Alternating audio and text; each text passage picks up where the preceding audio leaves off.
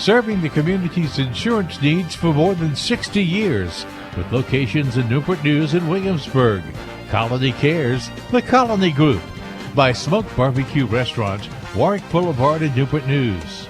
By BB&T Scott & Stringfellow, Vice President and Financial Advisor Bill Oots, a proud sponsor of CNU Athletics. By Crown Plaza Hampton Marina Hotel, great rooms and beautiful views on Settlers Landing Road in Hampton. Crown Plaza Hampton Marina Hotel. By First Advantage Credit Union.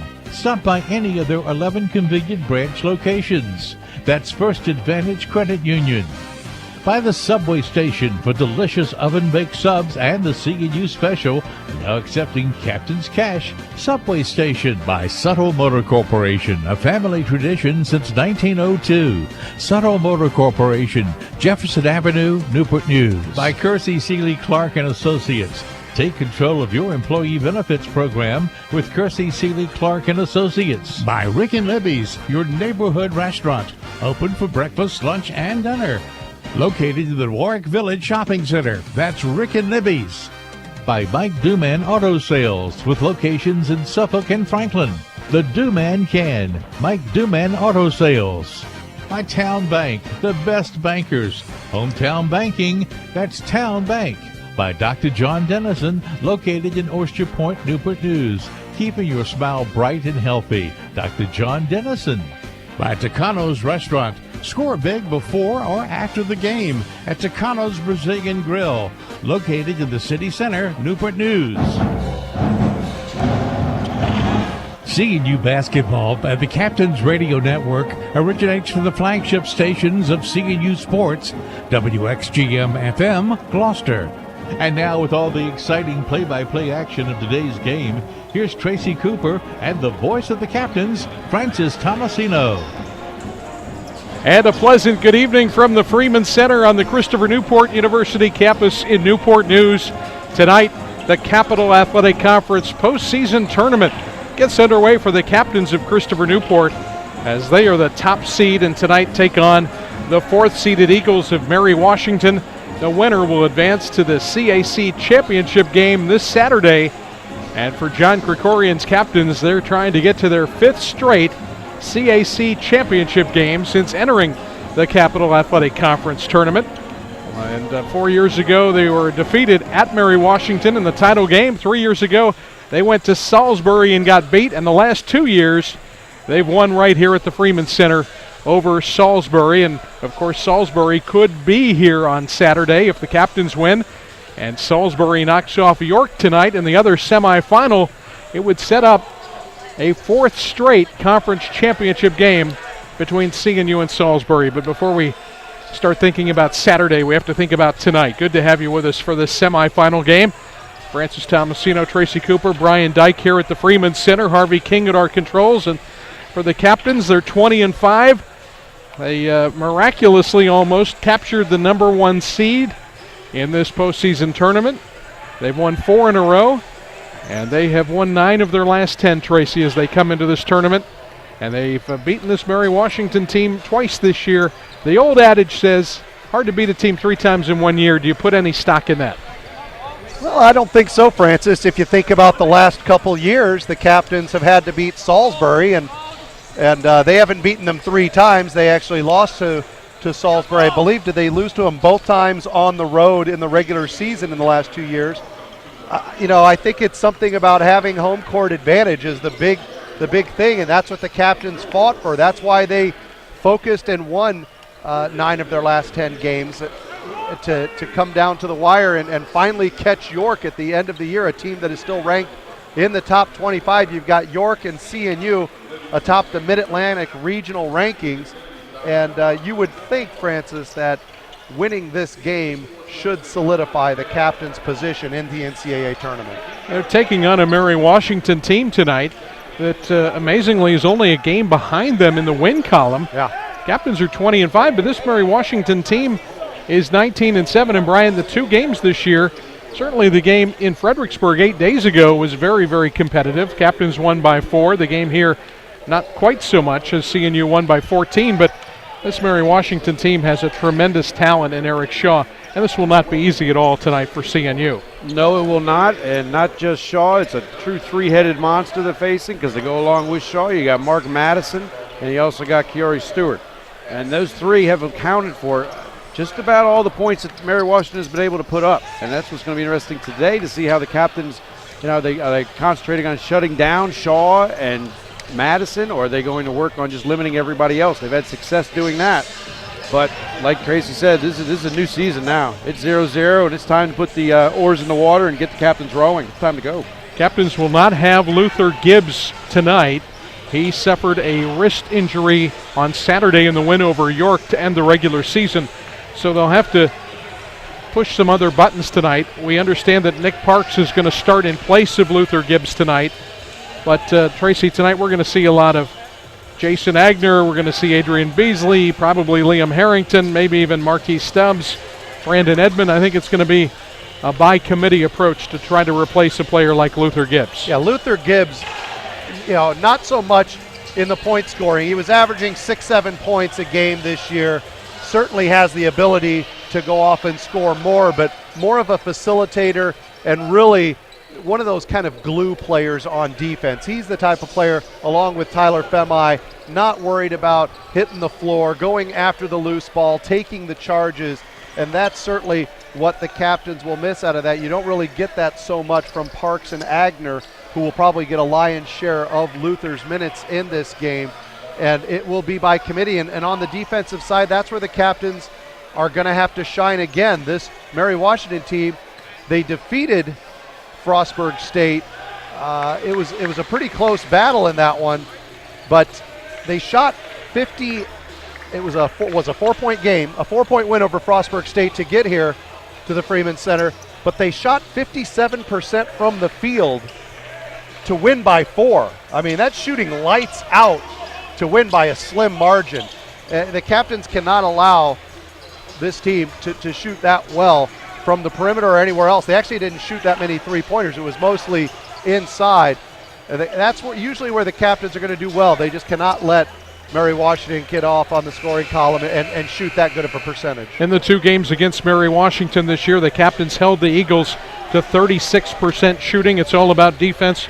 And Brian, right now the captains are 9th in the country in field goal percentage defense. Their opponents are shooting about 39% from the field. And in total points scored, captains are now 15th in the country at 64.2 points a game. The defense has been stellar, and that'll be a key here tonight. Yeah, defense has become a staple of Coach Krikorian and his tenure here at Christopher Newport. I would expect nothing less.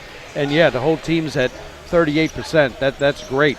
And I think tonight a big key is going to be making sure there aren't any second chance opportunities. The last game, I believe it was February 14th, right? That's right, Valentine's night in Fredericksburg. It was a sweetheart of a game. It was indeed. But, the Eagles did outscore the captains 12-9 in second chance points. So I looked at that, and I know the captains have struggled occasionally securing the defensive boards and giving up some offensive rebounds. So they really are going to need to eliminate those second chances by Mary Washington. And I think that's maybe where they're going to really miss Luther as well, because on the glass he is very athletic, can get up, get those rebounds. That's where Parks and Agner are really going to have to shine. Good point. Well, yeah, it's going to be an interesting battle tonight. Captains have had the better of Mary Washington. As a matter of fact, the Eagles head coach Marcus Kahn is in his 4th year. He's never beaten the captains. He's 0-8 against CNU. The captains have won 8 straight games. The last time Mary Washington beat CNU, it was in the championship game 5 years ago. Rod Wood's last, of course, conference go-around at Mary Washington.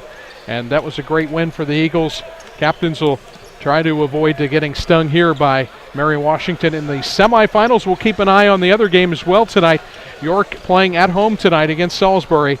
We'll have scoreboard updates through our ball game here at the Freeman Center. We'll take a break, and when we return on the pregame show, we're going to talk to the head coach of the captains, John Krikorian, right after this timeout on the Christopher Newport Pepsi Radio Network.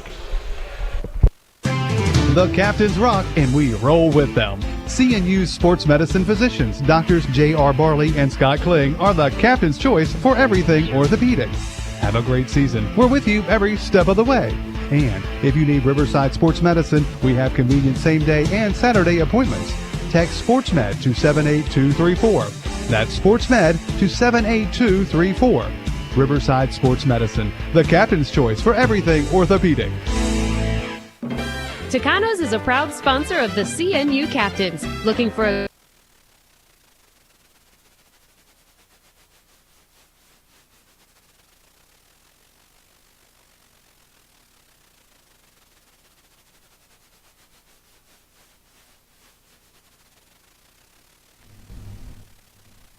All right, pregame show for Mary Wash. Coming down. 3, 2, 1.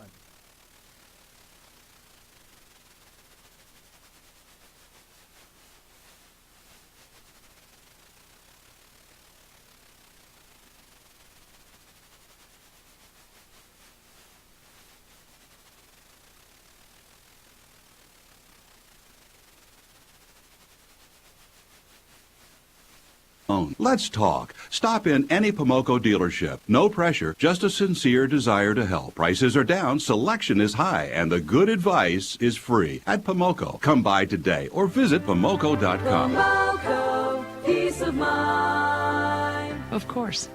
At First Advantage, we know you have more important things to do with your time than banking. And while we can't add more hours to your day, we can make your banking easier with smarter online tools like mobile banking with mobile check deposit. You can check account balances, transfer money between accounts, or deposit a check anytime, anywhere. We're First Advantage, and we've got what you need. Find out more at firstadvantage.org. First Advantage is an equal housing lender, federally insured by NCUA.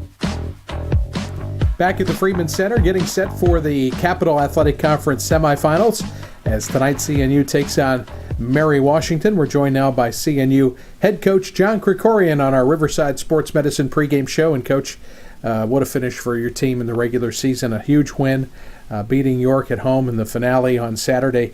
I know you've got to be sky high knowing that your team has captured another regular season title, and here you are 20-5 going into the postseason.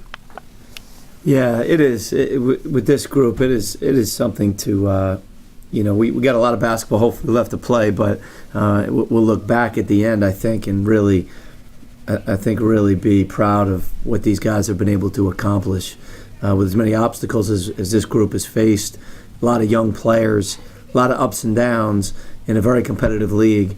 To be able to put that run together at the end of the regular season and take the 1 seed and share the conference championship is something that no one will ever be able to take away from this group, and I'm incredibly proud of the way they've approached this, and I'm really hopeful that they can continue because this group has something special about them. Aaron McFarland has led the way on most nights, of course, this year, and we saw it again on Saturday as he pumped in 21 points, set a new record for three-pointers in school history. And what more can you say about your senior leader, Aaron McFarland? He has had a tremendous senior season. He really has, and he's been incredibly consistent here down the stretch, and he's really done a great job letting the game come. A lot of not forcing a lot of action, just kind of waiting for for things to break down and where he can do damage. He generally does it in spurts and throws those knockout punches. So just a great season for Aaron. I'm so proud of him. To have the 3-point record here at Christopher Newport is no small task. A lot of guys have shot a lot of threes here before, so for him to get that is really phenomenal. And let's not forget Kutch Ellis, too. He's really stepped to the forefront, and he's the player of the week this week in the Capital Athletic Conference. He had 2 double-doubles to end the regular season, and he's given you quite a bit as he's stepped into the starting lineup this year, and just a sophomore has really played well. Kutch had a great week, and he's really had a good month, and he's doing it at both ends of the floor, rebounding the ball, finishing, scoring, hitting threes. He's really in a good place, so we're going to need him to continue to do that as we hopefully move on here. Well, tonight you take on Mary Washington, a team you've beaten twice this year, and we'll talk about the Eagles when we continue right after this timeout on the Christopher Newport Pepsi Radio Network. The Captains rock and we roll with them. Second break. CNU Sports Medicine physicians Drs. J.R. Barley and Scott Kling are the Captain's choice for everything orthopedic. Have a great season. We're with you every step of the way. And if you need Riverside Sports Medicine, we have convenient same-day and Saturday appointments. Text SportsMed to 78234. That's SportsMed to 78234. Riverside Sports Medicine, the Captain's choice for everything orthopedic. CNU and Mary Washington coming up as we're back with head coach John Krikorian. Coach, let's talk about tonight's opponent, the Eagles of Mary Washington. You won 2 times this year over this team. Just 8 days ago, you played up in Fredericksburg and eked out a 4-point win. I know they've got obviously some talent, especially with Eric Shaw, their senior leader, but this should be a very good battle for your team tonight. Yeah, they're very good. They've won 19 games. We've won 20. So, I mean, they're a terrific basketball team. And as you said, Eric Shaw, their senior, he's such a hard matchup. You really can't stop him. You just got to hope you can keep him in check a little bit. But he can step out and shoot the three. He's athletic. He finishes around the basket. He takes charges. He does it all for them. But then on top of that, you got elite shooting on the perimeter with Drew Johnson and A.J. Robinson, and you can't give those guys an inch or they'll kill you. We've done a good job on those guys, but, every game is different in the ebb and the flow. And Johnny Cronin inside for them has really come on and played well. And the guy that really hurt us last week up there was Corey Stewart off the bench. 20 points. We couldn't stop him. We were lucky to get one at the end of the game, but he is an incredibly hard matchup for us. So these guys are really good, and they're led by Jake Williams, their point guard. I mean, so they're a very, very good team, and we're going to have to play as well as we possibly can today. I know the team has really not used a lot of people. They don't have a lot of depth. That's one thing that maybe is in your favor, but also the fact they just played 2 nights ago, and they had a tough game with Frostburg State. They ended up winning 82-78. That was a high-scoring game, and maybe fatigue plays into this as well. Well, we can only hope so, Francis. I mean, this is playoff time, and generally this comes down, when you have 2 teams that are so evenly matched, which team really, really wants to continue to play. Everybody wants to play, but one team is going to will its way into the next round, and I'm hoping that's my team. We don't know where they're at. They're a very good team, and they're well coached, and they got experience. So. I don't know what we're going to see from Mary Wash today. I would expect their best. I expect this to be an incredibly competitive game, and maybe our bench and our depth and the fact that we do play a lot of guys will pay dividends in this game. We hope so. Back with John Krikorian with more of our pregame show right after this timeout on the Christopher Newport Pepsi Radio Network. At the Colony Group, they're committed to serving all of your insurance needs and live by their motto, Colony Cares. The Colony Group has 3 locations, on Warwick Boulevard in Newport News, McClaw Circle in Williamsburg, and in Carrollton in Isle of Wight County. Priding themselves on extraordinary customer care, they are truly insurance counselors, not just insurance quoters. Call the Colony Group today at 874-8374 or visit their website, colonycares.com. You can also find them on Facebook and Twitter. Personal, business, health insurance, and financial services, they do it all. Call the Colony Group today at 874-8374 or go to colonycares.com. Serving our community for more than 60 years. The Colony Group. Colony Cares. Tip-off time coming up shortly here at the Freeman Center. CNU and Mary Washington tonight as we wrap up our Riverside Sports Medicine pregame show. And Coach, I know a tough loss for your team in the game Saturday. Luther Gibbs went out with an injury, and it doesn't look like he's going to be able to go tonight. What is his status, and how do you replace a guy like Luther Gibbs in your lineup? Well, yeah, Luther hurt his wrist early in the second half of that game. As you saw, didn't finish the game and will not be available tonight. We're still, they're still doing all the testing and everything to get a final prognosis in terms of what his long-term status is, but he's definitely out tonight. And so, this is really, we're bummed out. He's been really coming on. He's been a huge part of this run. We're going to miss him greatly, and we can't replace a lot of the things he does, his defense, his playmaking, his rebounding, but we pride ourselves in our next man up mentality. We have a lot of really talented players that are just chomping at the bit for their opportunity. And, I don't think any one of them will be Luther Gibbs, but if we can have 2 or 3 guys like Logan Miller and Liam Harrington and Brandon Edmonds, all guys that have played quality minutes this year, come in and be the best version of themselves, I think it can really, maybe give us, maybe just a different look. We won't be the same team, but I think we have a lot of good things that we can count on from those guys. So I'm excited about the opportunity for those guys. I know they're up to the task. We're certainly continue to pray for Luther's healing, but you got to play the game. So here we are. We faced some injuries before, a lot of them actually this year, and these guys, they just continue to show me resilience, so I expect nothing less tonight. Who gets the start in place of Luther? Nick Parks will start.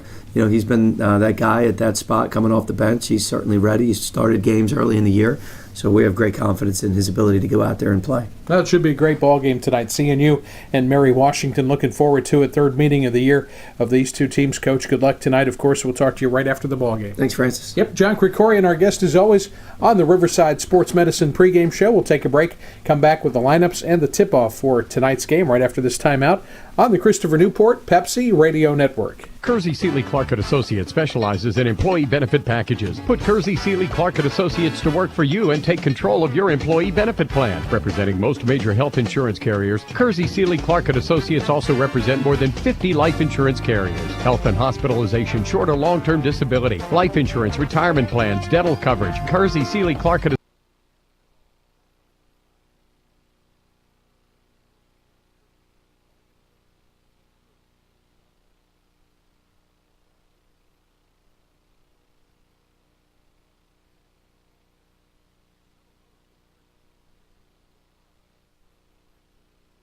has an extensive inventory featuring Buick, Cadillac, and GMC products.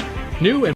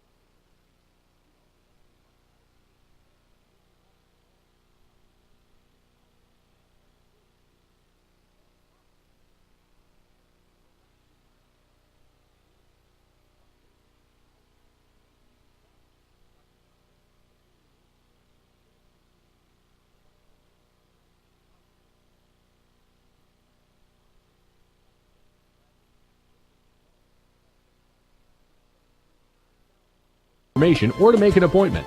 That's 757-873-9000. Dr. Dennison knows the Captains will give CNU fans plenty to smile about this year, and he'd love to do the same for you. Dr. John Dennison, 895 Middle Ground Boulevard in Oyster Point, Newport News, a proud sponsor of Christopher Newport Athletics.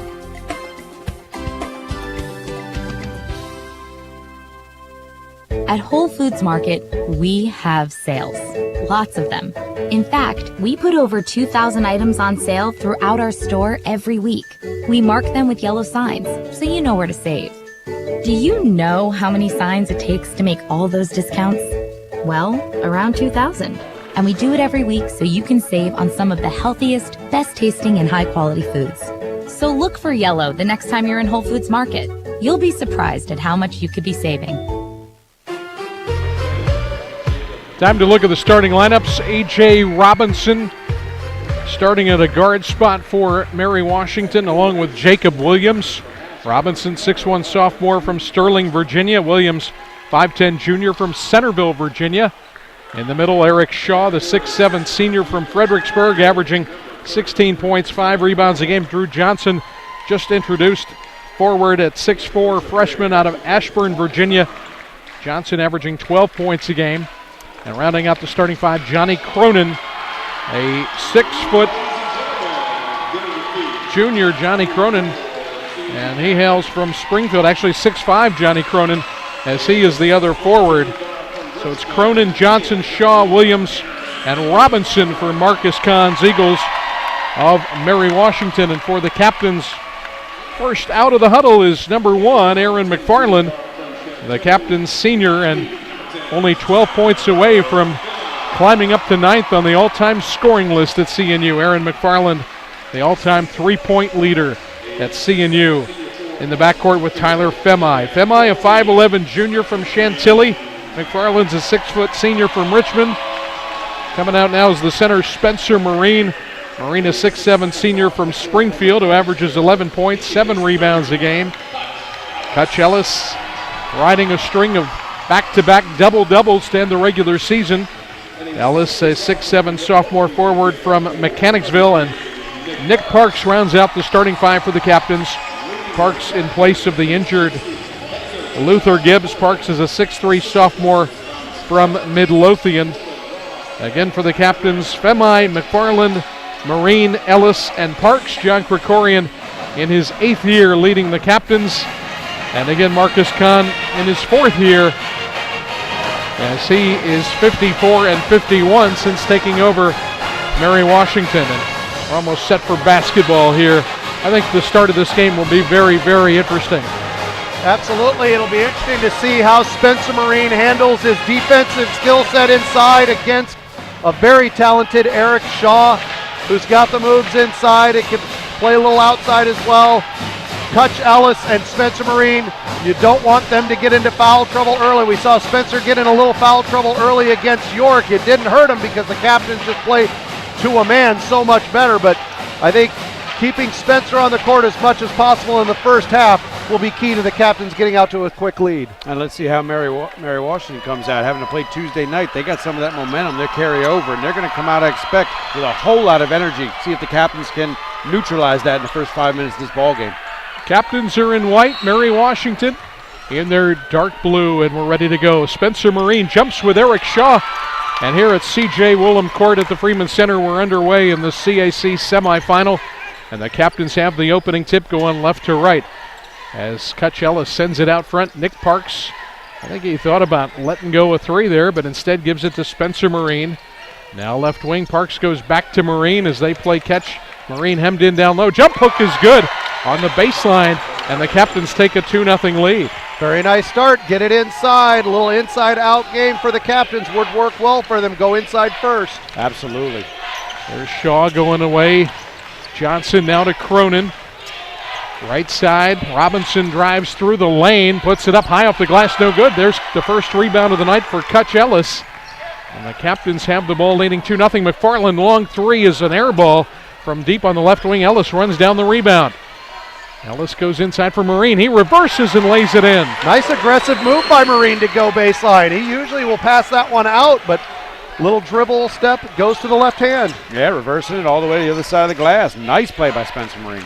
Captains out to a 4-0 start to this game. We're a minute in as Shaw drives down low. He missed there, didn't have a good angle, and Femi comes away with the rebound and the run out.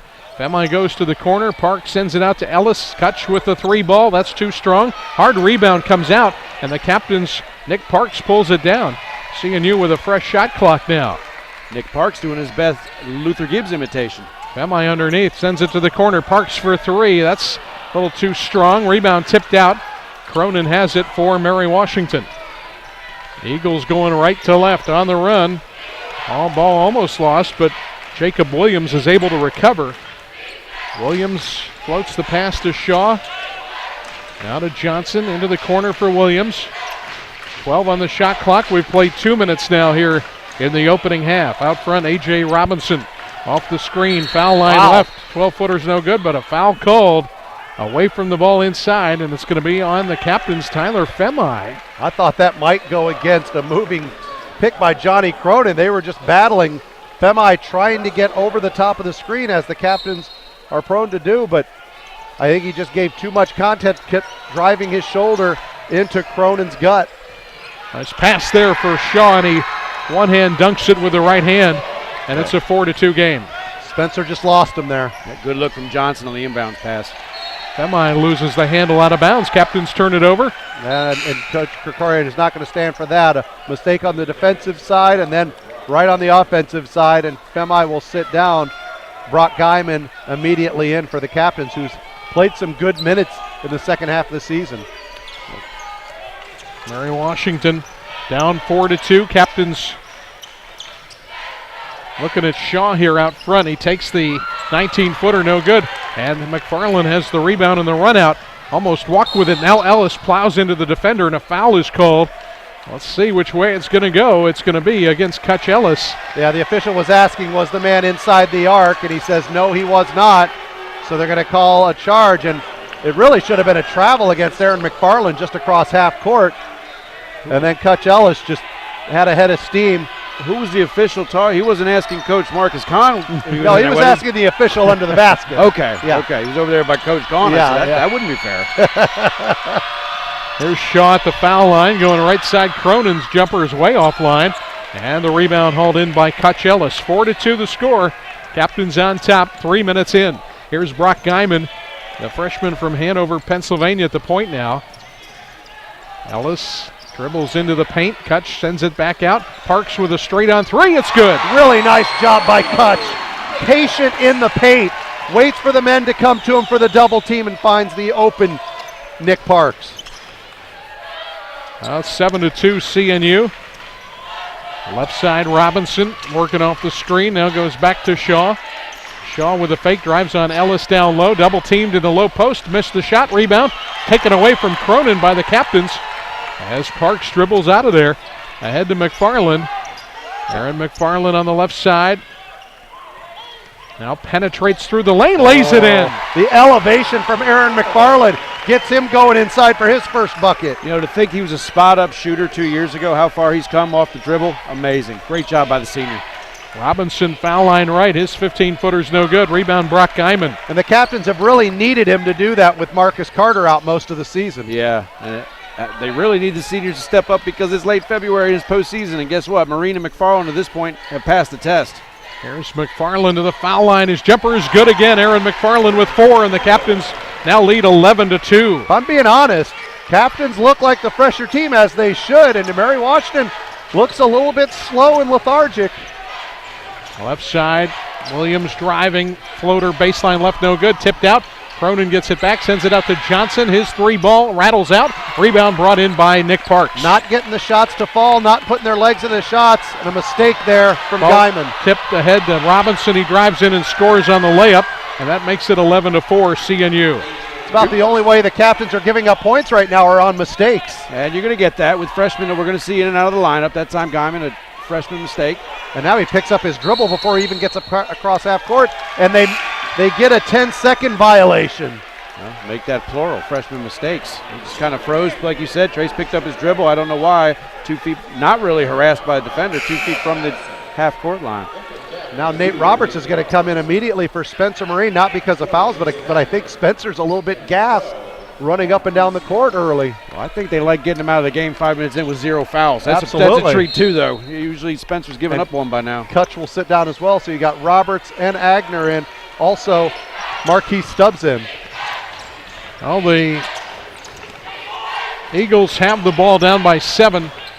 They've got Madison in the game at a guard spot. He kicks it to the corner, and the 3-ball is good. And that's Mary Washington offense right there. That's what they look to do. They look to penetrate. They look to kick to the corners. I would think that CNU, that's in the game plan tonight. They do not want to give up that corner 3. That's where Mary Washington's been running their offense through all season. Pass down low to Roberts, and he lays it in. Nate Roberts makes it a 13-7 ball game. Roberts not a big scorer, but does a good job getting that shot up quickly after receiving that pass inside. Kiori Stewart, junior from Ashburn, Virginia, in the game for the Eagles. He's got the ball now, and he throws it away out of bounds. The captains will get it back, leading 13-7. Tyler Femi will come in for Brock Guyman, Savante Chaplin, and right now the captains they don't have a lot of offense on the floor right now, so if they could just maintain this 6-point lead while players like Marine and McFarland get a breather, that'd be a huge break for those guys.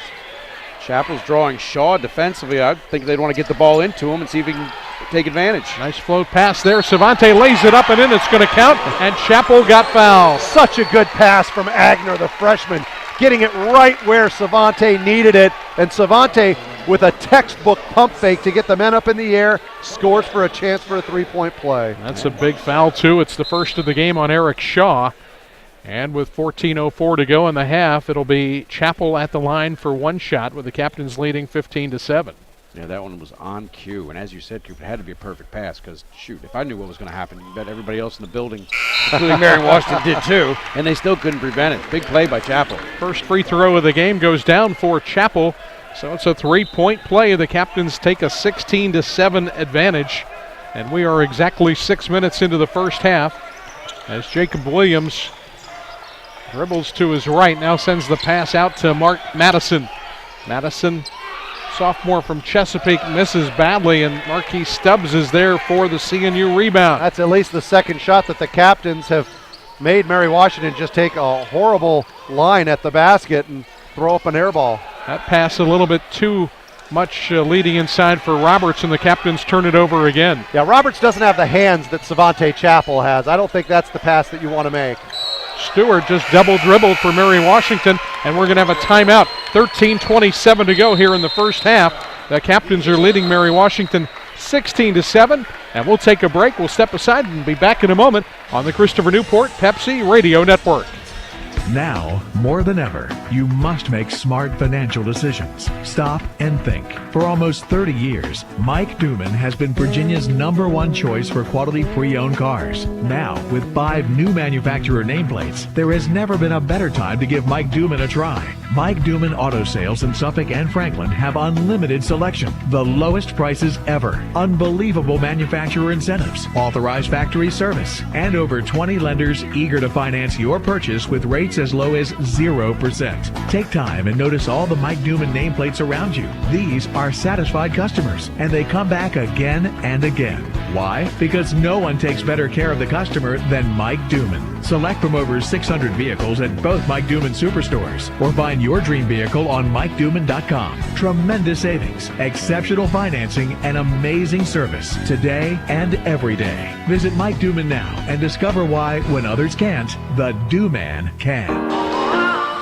Captains are leading Mary Washington 16-7, and Tracy's keeping an eye on York, Pennsylvania tonight. York playing Salisbury. What's the score in that game? Well, they got about a 20-minute head start on this game, Francis. York got out to a 12-0 lead to start the game and has maintained, for the most part, that edge. 27-16, York leads with 7 minutes left in the first half. So York up by 11. Captains up here by 9 as CNU has the ball following the timeout. Femi gives to Chapel. Savante backs into the paint, turns around, puts it up and in. Such good footwork there, using his big body to get position, and then a pump fake to get Shaw up in the air. Yeah, he has just abused Shaw in 2 possessions down there.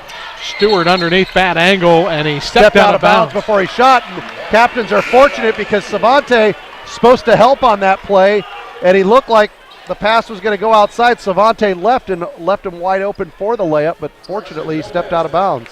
Well, we talked about the 3-headed monster with Madison, with Shaw, and Stewart, and what they would do and how they would do that. Well, they have been face guarding Johnson everywhere. McFarland, now Femi, not giving him anything. So I think they're going to key on everybody else. They're going to give the 3 their opportunities and shut down everybody else on this Mary Washington team. At least that's the plan. There's Chapel out front giving to Femi. 10 on the shot clock. Femi stops, tries to get it down low, throws it over the head of Chapel out of bounds. Captains turn it over. 12:32 to go here in the first half. CNU up by 11, 18-7. And Mary Washington has the ball back.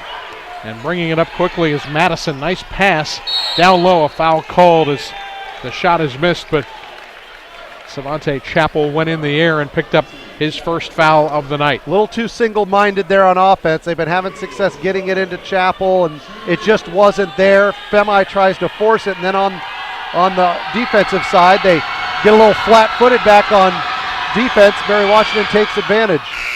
Two-Coop, credit Mary Washington making a good move. They took Shaw off of Chapel and inserted Johnny Cronin on him, who's a much better fit to guard him in the post, and that paid dividend on that end of the floor. And then they, like you said, flipped the matchup on the other side, and Cronin was able to take advantage of Chapel. Johnny Cronin at the line missed the first free throw for Mary Washington. Here's the second shot, and he missed it as well. And Jason Agner has the CNU rebound. And Spencer Marine, Aaron McFarland back in for the Captains. They got a nice 5-minute breather, and the Captains actually extend the lead. Captains up 18-7. Marine down low, right-handed, banks it off the glass. CNU looks so good right now. They need to maintain. They're shooting over 70% from the field. Yeah, well, over 70% of their shots are taken from inside 6 feet. And a ball goes off of the face of Cronin inside. He wasn't expecting the pass. Again, Mary Washington a little sleepwalking right now, and CNU taking advantage. Captains up by 13, 20-7. We're under 12 minutes to go now in the first half. As Marine has it out front, goes to Guyman. In the corner on the right side goes to Agner. Agner dribbles out, now gives to McFarland. McFarland dribble drive inside, kicks it out to the corner for Parks. 10 to shoot. Parks gives to Marine. Now to Agner out front with 7 to shoot. Agner drives down low and lays it up and in. Nobody thought Agner was going to go to the basket. He's a three-point shooter. They leave him, and he takes the layup. Wow, great play by the freshman. There's Madison driving. Dishes underneath to Cronin. His shot off the left hand, no good. Captains with the rebound as it comes down to Nick Parks. Boy, even when Cronin does get the pass, he can't get anything to go. Yeah, they're really trying to put the clamps on everybody outside of the Madison, Shaw, and Stewart.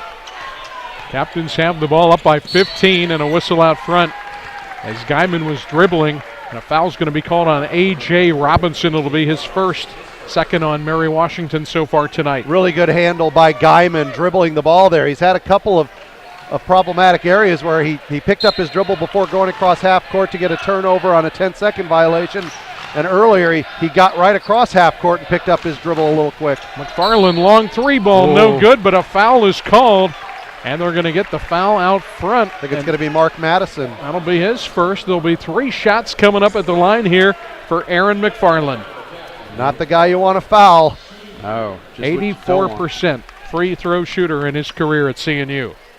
And the all-time three-point leader now in CNU history. Free throw number 1 is good. Well, for the point of filling time between McFarland's 3 free throws here.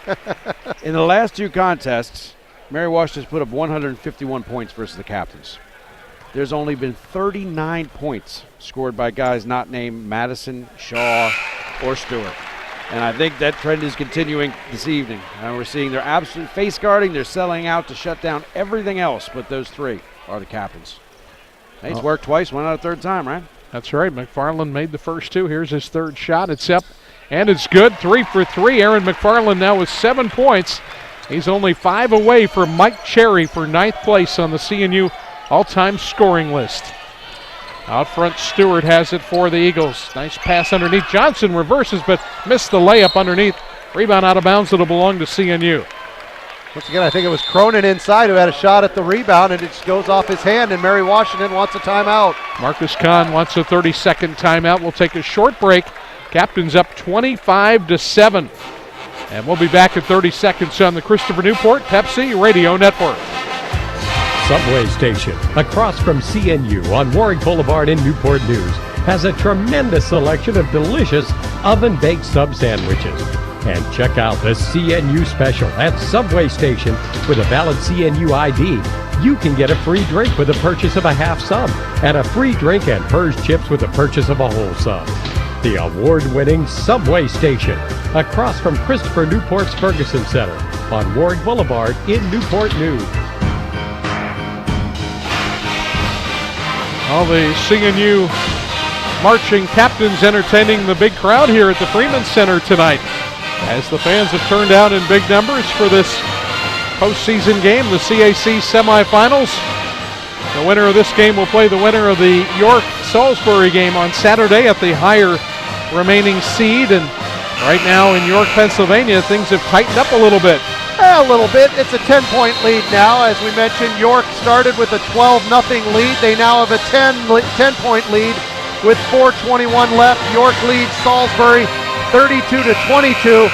Right now, York shooting lights out from beyond the arc, 5 of 9 from beyond the three-point arc, while Salisbury 0 of 4. You really got the feeling if Salisbury can just hang around in that game, that's all they want to do, have a shot the last 5 minutes at it, keep it in single digits.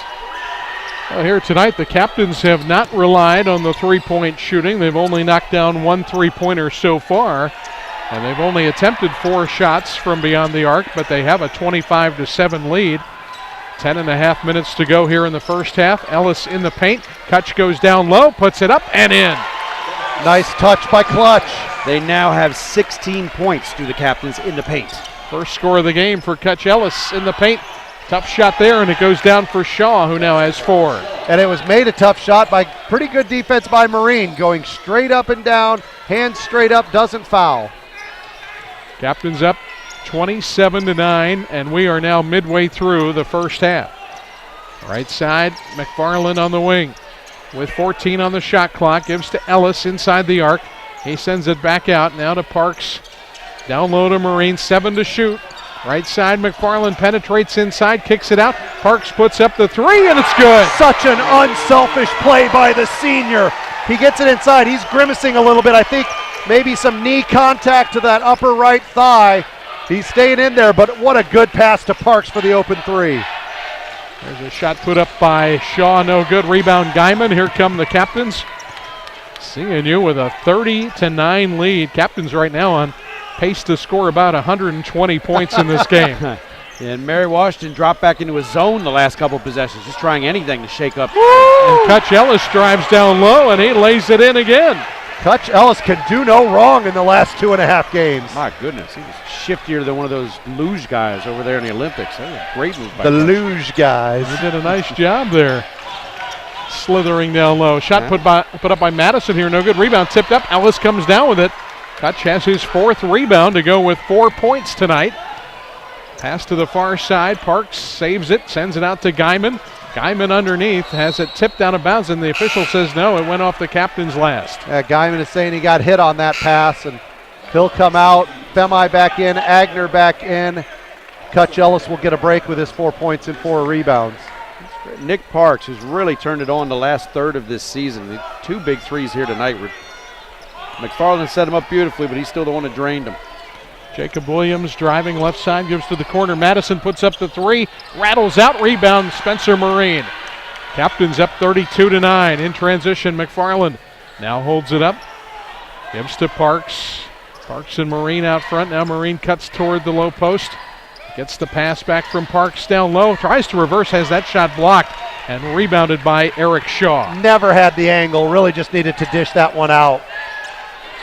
Shaw up top. Drives, now dishes left side. Robinson hits baseline left for 2, and that makes it 32-11. Good help defense by Aaron McFarland, but a better pass by Shaw to the open shooter. McFarland for 3, and he hits from the right wing. And there's the first triple of the night for Aaron McFarland. Captains 50% from beyond the arc. They've only taken 6, but they've made 3. 35-11 CNU.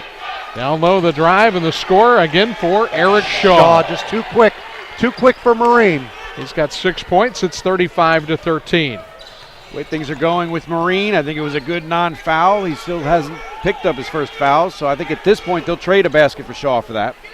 Both teams with 3 team fouls so far in the first 12.5 minutes here. Corner 3 ball good again, and this time it's Jason Agner. 4 of 7 from beyond the arc. Now over 50% are the Captains collectively. Coming back from the last break, I said they haven't been relying on the 3, and now we've got a 3-point shooting contest, and A.J. Robinson knocks down a 3. That's 2 3-pointers, 2 out of 4 for Mary Washington.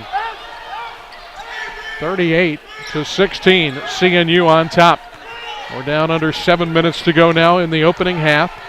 Femi, right side, open look, 3 ball, Parks, good again. Left him wide open, why not? That's 3 3-pointers for Nick Parks. He hit that one about 24 feet off the right wing. Inside, Williams puts it up and banks it off the glass. Jacob Williams for 2, makes it 41-18. And we've got a timeout, 6:36 to go, first half, 32nd timeout. This one taken by CNU.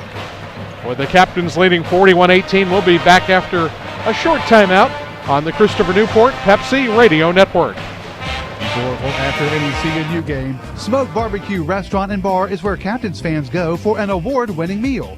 Just minutes from campus on Warwick Boulevard, Smoke is the spot for a pre-game meal or a post-game celebration. A great place to gather with family and friends. Smoke has the best barbecue, ribs, and brisket in town, and they have a private room that would be perfect for your next special occasion, plus they can cater your next big event. Smoke Barbecue Restaurant and Bar, Warwick Boulevard and Newport News, just minutes from the CNU campus. Well, the Captains are getting it done from inside and outside so far.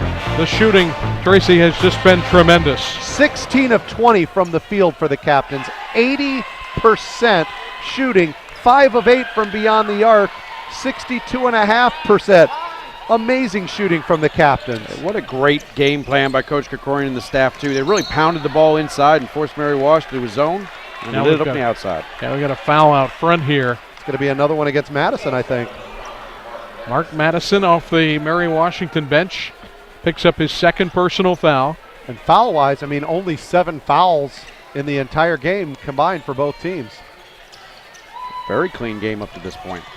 Ellis dribbling on Cronin, down low, turns around. He got blocked in the paint, and the ball out of bounds underneath. It's still going to be CNU ball, or is it? Yeah, it is. It's CNU ball. By the way, in case you were wondering, the Captains haven't scored more than 85 points in a game this year. They scored 85 at Frostburg State in an 85-81 win.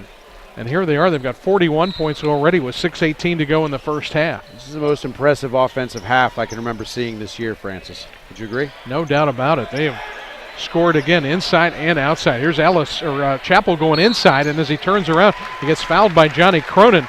That'll be his first, team foul number 5 on the Eagles. And this will be 2 shots coming up for Savante Chappell, who already has 5 points in this game. The Captains have just been running Mary Washington ragged, getting open shots with a really good ball movement, quick ball movement for CNU. They're setting each other up, Coop. I know, congratulations to CNU women, who we watched earlier defeat York and move on, as the first attempt by Chappell was no good. And I really thought that they were playing for each other, was the best way to put it. They were really setting each other up and really doing a nice job, was Coach Broderick's squad, of playing for each other and setting each other up. And we're seeing more of that in the second game of the doubleheader. Same thing for the CNU men. Nice job of playing for each other and setting up plays. Chappell, after missing the first, makes the second to make it 42-18. The final of the women's game, by the way, CNU defeated York 93-69 earlier, a 24-point win. So the CNU squad will advance to play in the championship game on Saturday. Out front, shot put up just beyond the foul line. It's good from A.J. Robinson, a 2-pointer. He's got 9 points, and it's 42-20. Well, and the Captains have 6 players with at least 4 points in this first half. Out front, Marquis Stubbs in the game, gives it to Kutch Ellis, foul line right. At the elbow, Ellis gives it back to the right wing for McFarland. And he's going to launch the 3. It's offline. Rebound pulled in by Agner. Now he loses it, and it's hauled in by Stubbs. His pass stolen nicely by Jacob Williams of Mary Washington. Boy, that looked like it was going to be a good play, but Kutch, I don't think, saw that Mary Washington was right there to steal that away. I thought it was going to be an easy deuce. Stewart drives down low, missed the shot, no foul called as Stewart went down. Captains with the rebound and the run out. Ellis gives back to Guyman, and CNU will now get comfortable in the half court as they get set up here as we come down to the 5-minute mark of the first half. The Captains toting a 22-point lead. They've had some difficulty closing out first halves. Let's see how they're able to finish the final 5 minutes of this first half. Ellis up top, 8 on the shot clock. Kutch dribbling with the left hand, goes down low. They double on Kutch. He gives it to Stubbs in the paint. He's blocked and a foul is called with 3 on the shot clock. Kutch Ellis was fouled in the paint, Marquis Stubbs was fouled in the paint after he got the pass from Kutch Ellis, and it'll be Marquis Stubbs going to the line. Really nice heads-up play by the freshman Stubbs to go into the lane there, because either Kutch was going to go up for the shot and he was going to try to get the offensive board in case of a miss, but as he flashes in, Kutch on the pivot move finds him open and gets the chance for the layup and is at the line for 2. Stubbs' first shot is up and no good. The freshman from Newport News will have another shot as we see Nick Parks coming back in for CNU, and McFarland and Ellis are both going out. Do you have Corey Stewart with 1 or 2 fouls? They have 2 fouls up on the board. I thought that was his first. I have him with only 1 as well, so we may have to check that.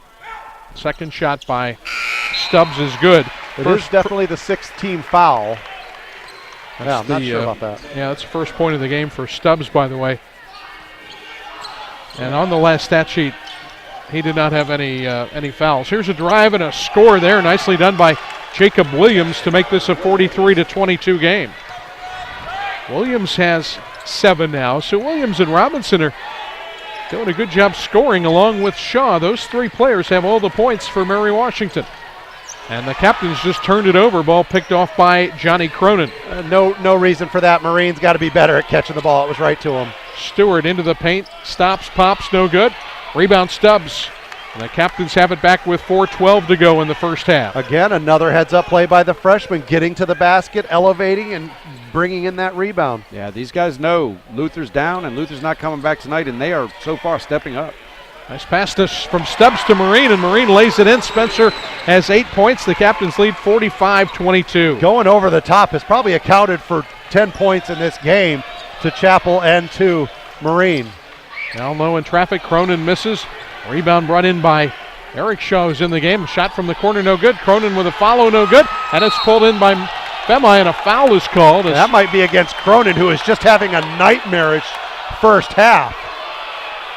Well, the foul. It is on Cronin. That's going to be his. See, I have him with 2. I think they have, they're saying his first. I think that's his second.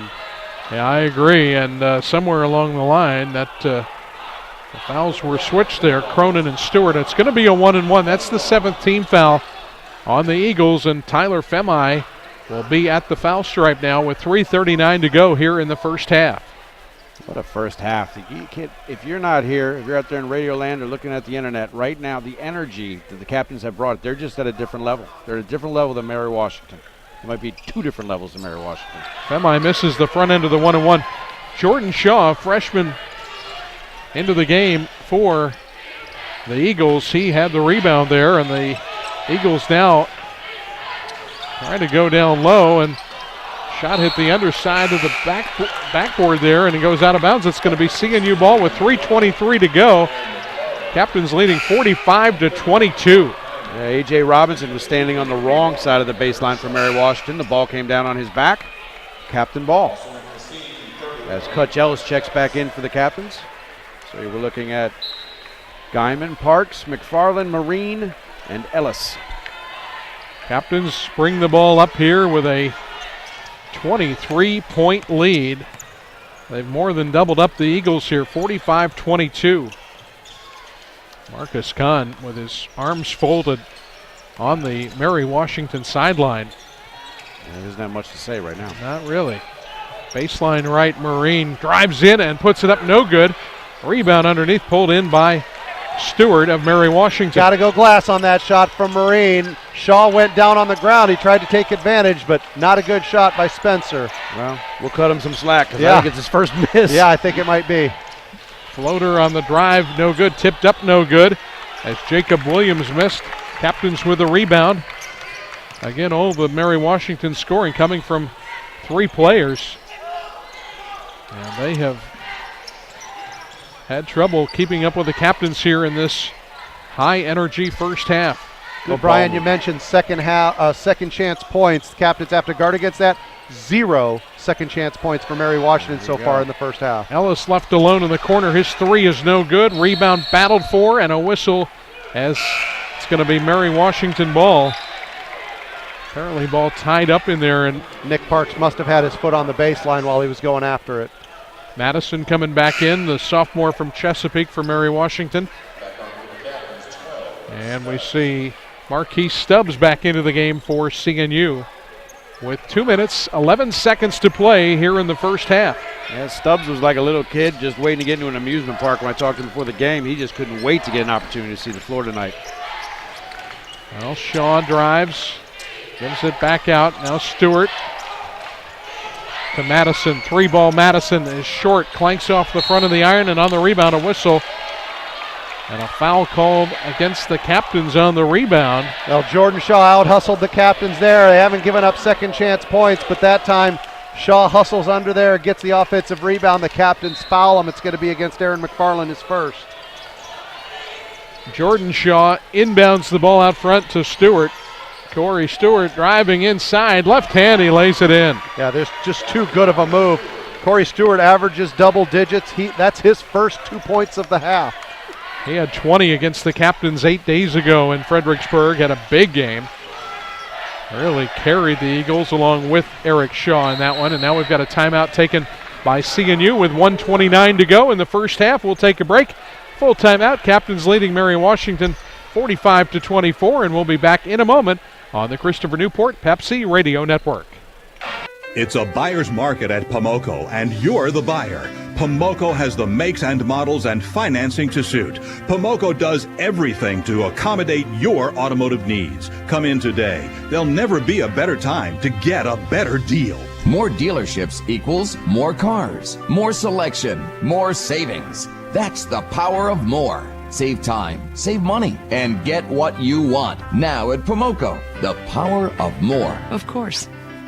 Rick and Libby's, your neighborhood restaurant, is a proud sponsor of Christopher Newport Athletics.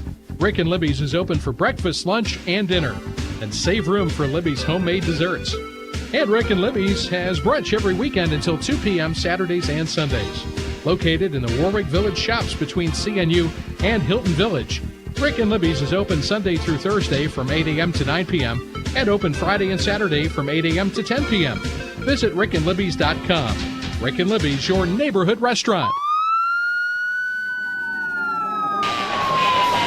Now back here at the Freeman Center, CNU leading 45-24 over Mary Washington. By the way, the CNU women will be on the road at Marymount on Saturday in the CAC Women's Championship game. Marymount won earlier in their semifinal game, so that'll be a 2 o'clock Women's Championship game. Saturday, CNU will be at Marymount, and they split their 2 games this year in the regular season. That should be a terrific women's final. Great bounce-back win for the women. They lost to York just, 5 days ago. Yep.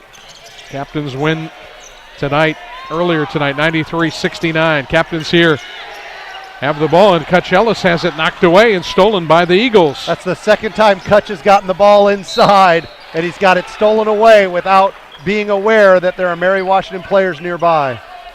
Coming out, you might say, why on earth would Coach Krikorian call a timeout with 1:30 up 21 points? I think it was a good move, trying to restore order and settle things down. And again, they want to finish this out strong. They don't want Mary Washington to score the last 6 points here in the last minute.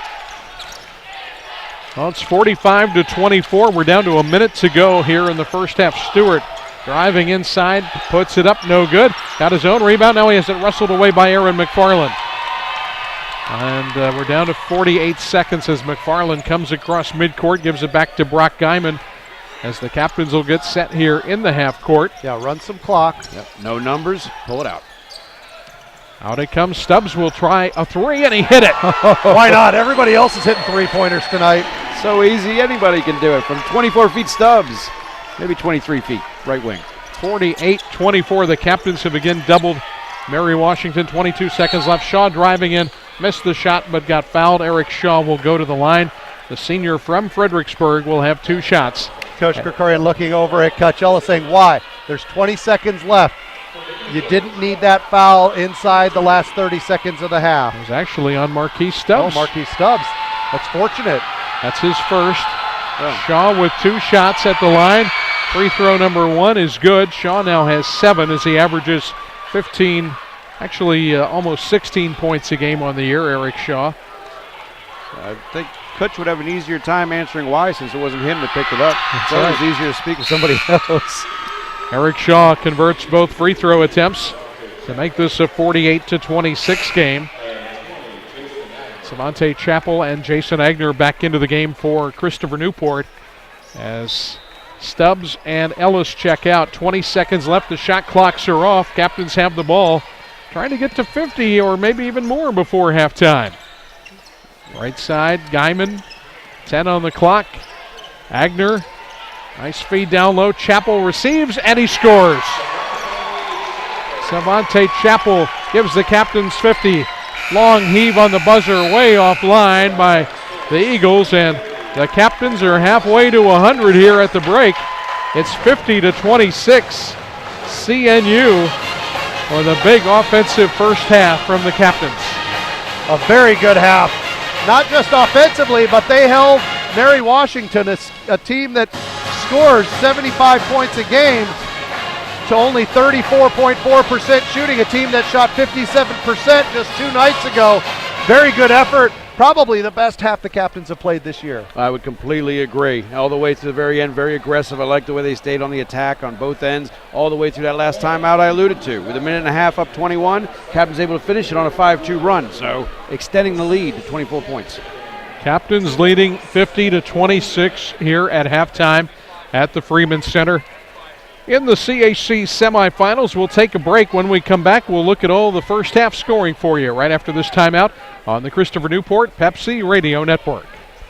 Now, more than ever, you must make smart financial decisions. Stop and think. For almost 30 years, Mike Duman has been Virginia's #1 choice for quality pre-owned cars. Now, with 5 new manufacturer nameplates, there has never been a better time to give Mike Duman a try. Mike Duman Auto Sales in Suffolk and Franklin have unlimited selection, the lowest prices ever, unbelievable manufacturer incentives, authorized factory service, and over 20 lenders eager to finance your purchase with rates as low as 0%. Take time and notice all the Mike Duman nameplates around you. These are satisfied customers, and they come back again and again.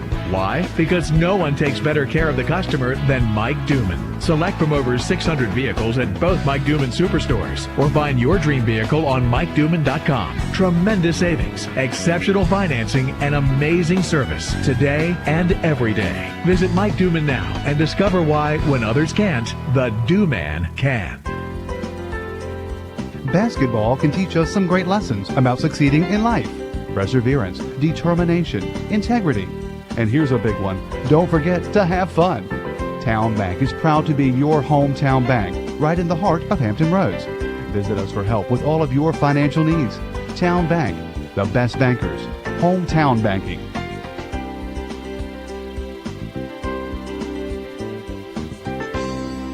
Look both ways. Good advice, especially when buying a car. Look back to find a dealer with the reputation for service, satisfaction, and discount prices. Look today for the selection, the prices, and the willingness to go the extra mile. Any way you look at it, Pomoco is there. 60 years on the peninsula, 9 new and used car dealerships, and people dedicated to helping you get what you want. Stop in at any Pomoco dealership or visit Pomoco.com. Pomoco, peace of mind. Of course.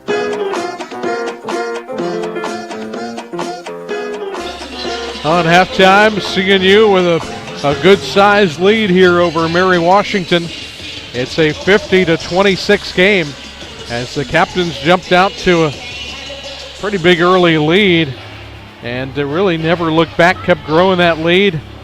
And right now they're up by a 24-point margin. 25 has been their biggest lead of the half.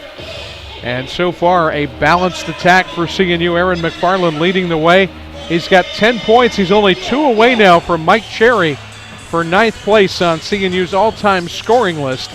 Aaron McFarland followed by Nick Parks, who got a start tonight in place of the injured Luther Gibbs. Parks has 9 points on 3 3-pointers. And after that, Spencer Marine has 8 points along with Savante Chappell. So 2 big men there, Marine and Chappell, with 8 points apiece. And rounding out the Captains, scoring 5 points from Jason Agner, 4 from Marquis Stubbs, and 2 from Nate Roberts, as the Captains put 50 on the board in the first half. For Mary Washington, their leader with 9 points is A.J. Robinson, and he's followed by Eric Shaw with 8, Jacob Williams with 7, and Corey Stewart has just 2 points off the bench. Those are the only 2 points off the bench for Mary Washington, and the Captains, meanwhile, have all kinds of points off the bench. They've got 19. They've outscored Mary Washington off the bench 19-2. And CNU with a big lead here, Tracy.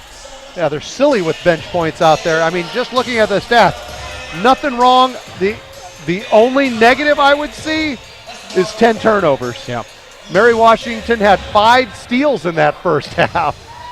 And 10 turnovers. The thing is, Captains had 11 assists. They still had a better assist-to-turnover ratio, positive ratio there. The Captains 6 of 11 from beyond the arc. In 2-point shots, the Captains were 13 of 15 on 2-point shots in that half, Francis. Yeah, and overall 19 of 26 for 73% shooting. It's been a long time since we've seen a halftime number like that. Oh, man. I mean, that 50 up there, and yeah, the 10 turnovers, you think, if they didn't have those, what it could be. Yeah. But I'm going to go back to that, when your wife puts together that dinner that's really good, you just say it's great and leave it alone. At 50-26, it's going to be real hard for me to go against anything that Captains did, and they played at such a high pace. Couple of those turnovers, freshmen getting into the groove, and Cutts dropped a couple balls down there low where he's not always comfortable. I understand, I get it, but wow, what a half. And as we both, the balance, key word. Yeah, no doubt about it, a balanced effort. Captains well on their way here, up by 24 at the break. We'll take a timeout. We'll come back and look at some more stats and scores as we continue from the Freeman Center right after this timeout on the Christopher Newport Pepsi Radio Network. The Halftime Report brought to you by Will and Bill Oots at BB&T Scott and Stringfellow. For more than 120 years, BB&T Scott and Stringfellow has never taken a relationship for granted. They set out to earn your business each and every day, offering financial planning, investment management, and objective advice. They give you the power to make the best decisions at every step of your journey. Contact the Utes Group at BB&T Scott and Stringfellow to discuss your vision for financial success. Located at 827 Diligence Drive, Suite 202 in Newport News. Call them at 757-327-7454. That's 757-327-7454. BB&T Scott and Stringfellow is a division of BB&T Securities LLC, member FINRA SIPC. BB&T Securities LLC is a wholly owned non-bank subsidiary of BB&T Corporation. Securities and insurance products or annuities sold, offered, or recommended by BB&T Scott and Stringfellow are not a deposit, not FDI insured, not guaranteed by a bank, not insured by any federal government agency, and may lose value. And we're in halftime again here at the Freeman Center. Captains leading 50-26. CNU this year 14-0 in night games. Games starting after 6 o'clock. Captains like playing the later the better, I guess, because tonight they've gotten off to a great start here. And you look at it in day games starting before 6 o'clock. Captains this year only 6-5. I don't know if that has anything to do with anything, but it's a remarkable little anecdote. And of course here tonight, a great start, and they really did never look back in that first half. They really didn't, Francis. They got off to just a quick start and never let the foot off the gas. It was great to see. They've had trouble, as Brian mentioned, had trouble closing out first halves, letting teams back in it, and they certainly didn't do that in this game. The bench outscored Mary Washington 19-2. The starters outscored their starters 31-24. Just an all-around excellent performance from the defensive and offensive side of things. You know, we were wondering how the captains were going to respond to losing Luther Gibbs for this game and maybe more. And wow, I mean, in spades. They couldn't have really done much better. The way that the bench showed up, next man up. And, you know, Nick Parks gets the start in this game, and we kind of think, oh, Nick Parks is starting. It was like, he started 13 games this year. I mean, this is not anything new to him. And that's the thing. The way this team is so deep, the way that Coach Krikorian has played these freshmen throughout the year, they're ready for this now. You said this a couple games back where they're playing their best basketball at exactly the right time. Yeah. And they're absolutely peaking. They're ready to make a run, and that was the team we saw in the first half. That they showed signs of that. And you're right. No one's going to say it's a better team without Luther Gibbs. No. But you got to wonder about the intangibles and how other guys step up and feel they have an opportunity to play and how they readied themselves. And they passed with flying colors in the first half. On the scoreboard again earlier tonight here at the Freeman Center, the CNU women defeated York 93-69. So that, coupled with Marymount's win earlier tonight, will set up the championship game on the women's side. On Saturday, CNU, the number 2 seed, will play at the number 1 seed, Marymount. That game will be in Arlington, Virginia on Saturday at 2 o'clock for the women's title. And for the men's title, the game will be also at 2 o'clock on Saturday, and it will be at the higher remaining seed. And the other game, of course, tonight is in York, Pennsylvania. And Tracy, keeping an eye on the scoreboard, York is playing Salisbury tonight. And York at home, how are they doing? Yeah, they're about 3 minutes into the second half, Francis. They've got a 42-27 lead, a 15-point lead on Salisbury in the second half, looking pretty good. So if it all stays the way it is right now, York, a team that was here on Saturday, will be coming back this Saturday for the championship game. And the captains, of course, beat York on this past Saturday by 10. And I'll tell you what, could be a good championship game. Proverbial rubber match to take away the hardware here at the Freeman Center on Saturday. We're getting ahead of ourselves a little bit. Back it up. But if things continue on this trend. Yeah, exactly. 20 minutes of basketball still to be played here tonight. The captains are leading Mary Washington 50-26. And as we continue at the Freeman Center, we'll take a break. We'll come back and get the second half underway for you right after this timeout on the Christopher Newport Pepsi Radio Network. The Halftime Report brought to you by Will and Bill Oots at BB&T Scott and Stringfellow. For more than 120 years, BB&T Scott & Stringfellow has never taken a relationship for granted. They set out to earn your business each and every day, offering financial planning, investment management, and objective advice. They give you the power to make the best decisions at every step of your journey. Contact the Utes Group at BB&T Scott & Stringfellow to discuss your vision for financial success. Located at 827 Diligence Drive, Suite 202 in Newport News. Call them at 757-327-7454. That's 757-327-7454. BB&T Scott & Stringfellow is a division of BB&T Securities LLC, member FINRA SIPC. BB&T Securities LLC is a wholly owned non-bank subsidiary of BB&T Corporation. Securities and insurance products or annuities sold, offered, or recommended by BB&T Scott & Stringfellow are not a deposit, not FDI insured, not guaranteed by a bank, not insured by any federal government agency, and may lose value. Beautiful rooms, great views, and all the convenience of a full-service hotel.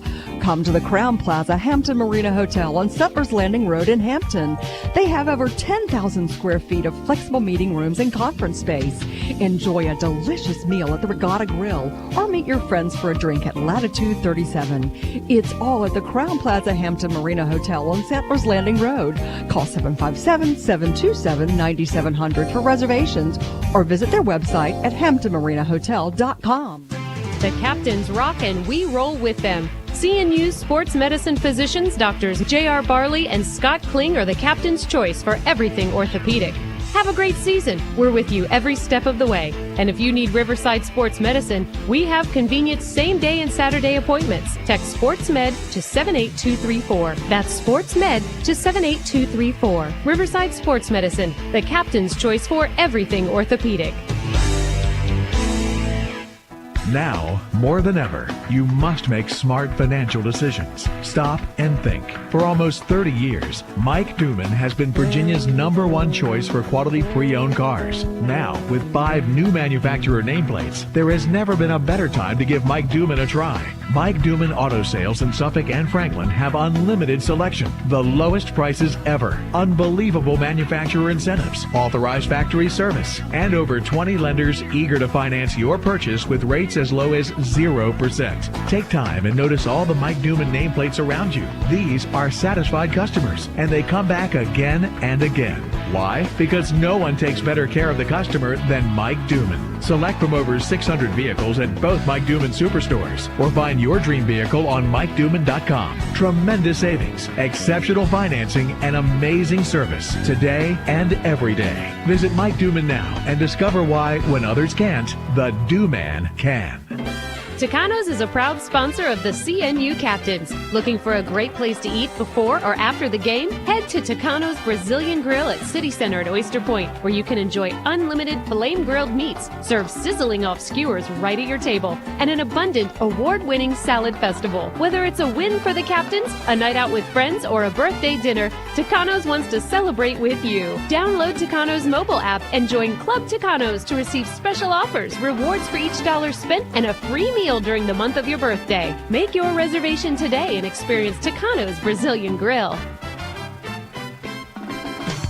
Your flagship station for CNU Sports, WXGM FM Gloucester.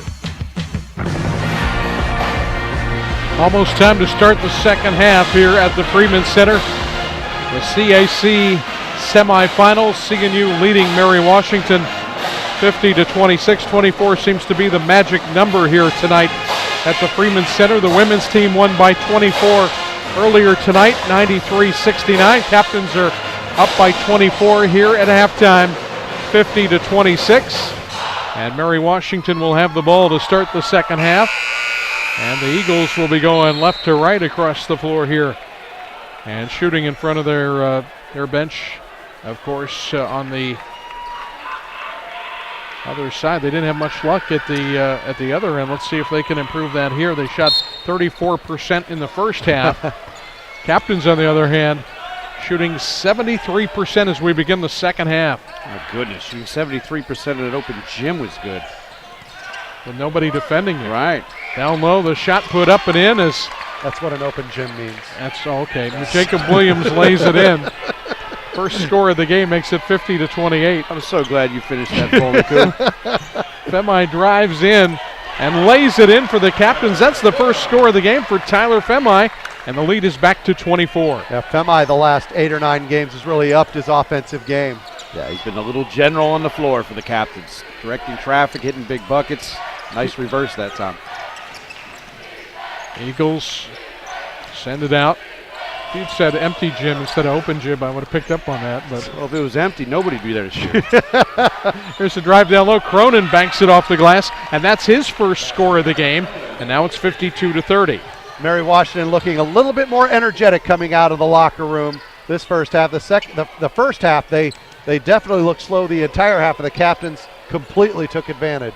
Straight man-to-man, trying to hedge over and double. Into Marine, his turnaround in the paint, no good. Spencer tips the rebound. It goes out of bounds. It'll belong to the Eagles.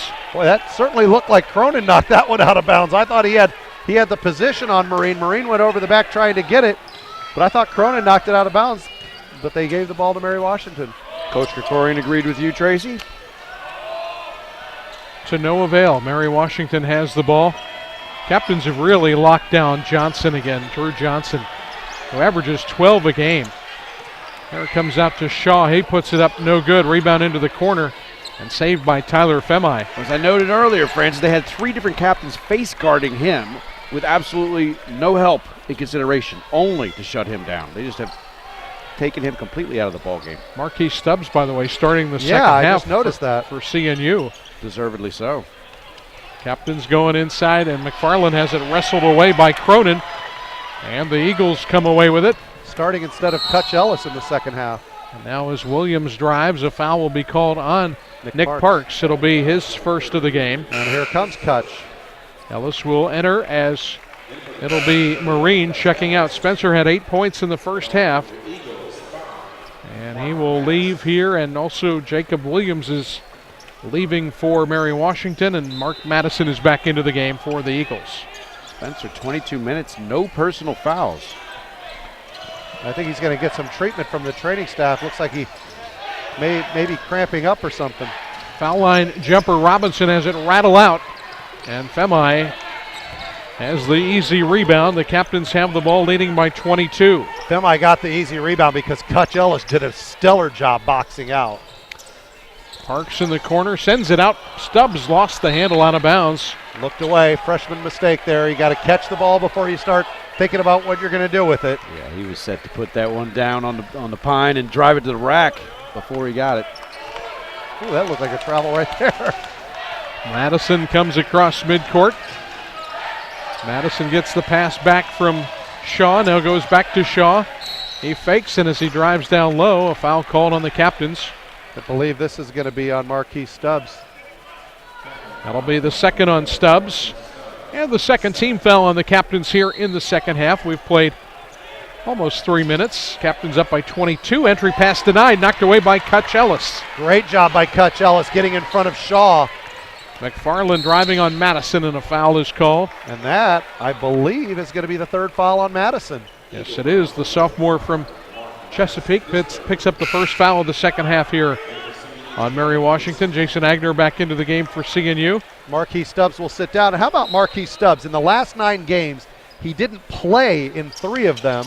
Scored a total of 2 points and 1 rebound in those last 9 games. 4 points, a rebound, and an assist in that first half. McFarland to the rack, and he lays it in. There you go. McFarland off the right wing, puts it on the floor twice, lays it off the window. And he is now tied with Mike Cherry for 9th on the all-time scoring list. Foul line left, shot put up by Robinson, no good. Captains with a rebound. CNU back up by 24. Femi lost his footing, gives it back to Ellis. Kutch lost the handle, and it's taken away by Mary Washington's Mark Madison. Kutch has had a hard time clutching the basketball in this game. That's his 3rd turnover. No pun intended, of course. No, of course not. Right side. Shaw will put it up over Kutch Ellis, and he hits it. Eric Shaw has 10. The lead is 22, and we've got a timeout taken by Mary Washington. This will be a full timeout, 16:23 to go. Second half, Captains leading 54-32. Back in a moment on the Christopher Newport Pepsi Radio Network. Subway station across from CNU on Warwick Boulevard in Newport News has a tremendous selection of delicious oven-baked sub sandwiches. And check out the CNU special at Subway Station. With a valid CNU ID, you can get a free drink with the purchase of a half sub and a free drink and Hers chips with the purchase of a whole sub. The award-winning Subway Station, across from Christopher Newport's Ferguson Center on Ward Boulevard in Newport News. At First Advantage, we know you have more important things to do with your time than banking. And while we can't add more hours to your day, we can make your banking easier with smarter online tools like mobile banking with mobile check deposit. You can check account balances, transfer money between accounts, or deposit a check anytime, anywhere. We're First Advantage, and we've got what you need. Find out more at firstadvantage.org. First Advantage is an equal housing lender, federally insured by NCUA. Well, the Captains are leading by 22. They led by 24 at halftime. We're 3 minutes and 37 seconds into the second half here at the Freeman Center. The winner will advance to the championship game on Saturday in the Capital Athletic Conference. It looks like the winner will be playing York on Saturday. Yeah, York right now with a 56-33 lead with 12 and a half minutes left in that game in York, Pennsylvania. York being led by Matt Scamufo, 4 of 6 from beyond the arc. He's got 16 points. Foul at midcourt. Tyler Femi coming across the line, and a foul against the Eagles here. Well, the Eagles came out of this second half on a... Look at that foul. That's on Madison. That's his 4th personal foul. Wow. Right. Stop me in mid-sentence, Francis. Sorry about that. No. I'm saying that foul is very noteworthy. I mean, any kind of prayer of getting back in this thing, they need Madison to be a part of it. Yeah, they really do, and he is going to head to the bench with 4 fouls. A lot of time left in this game. 16-10 to go as the Captains work the ball. McFarland on the right side. Captains swing it to the left now to Agner, 12 on the shot clock. Agner guarded by Shaw. Feeds Chappell.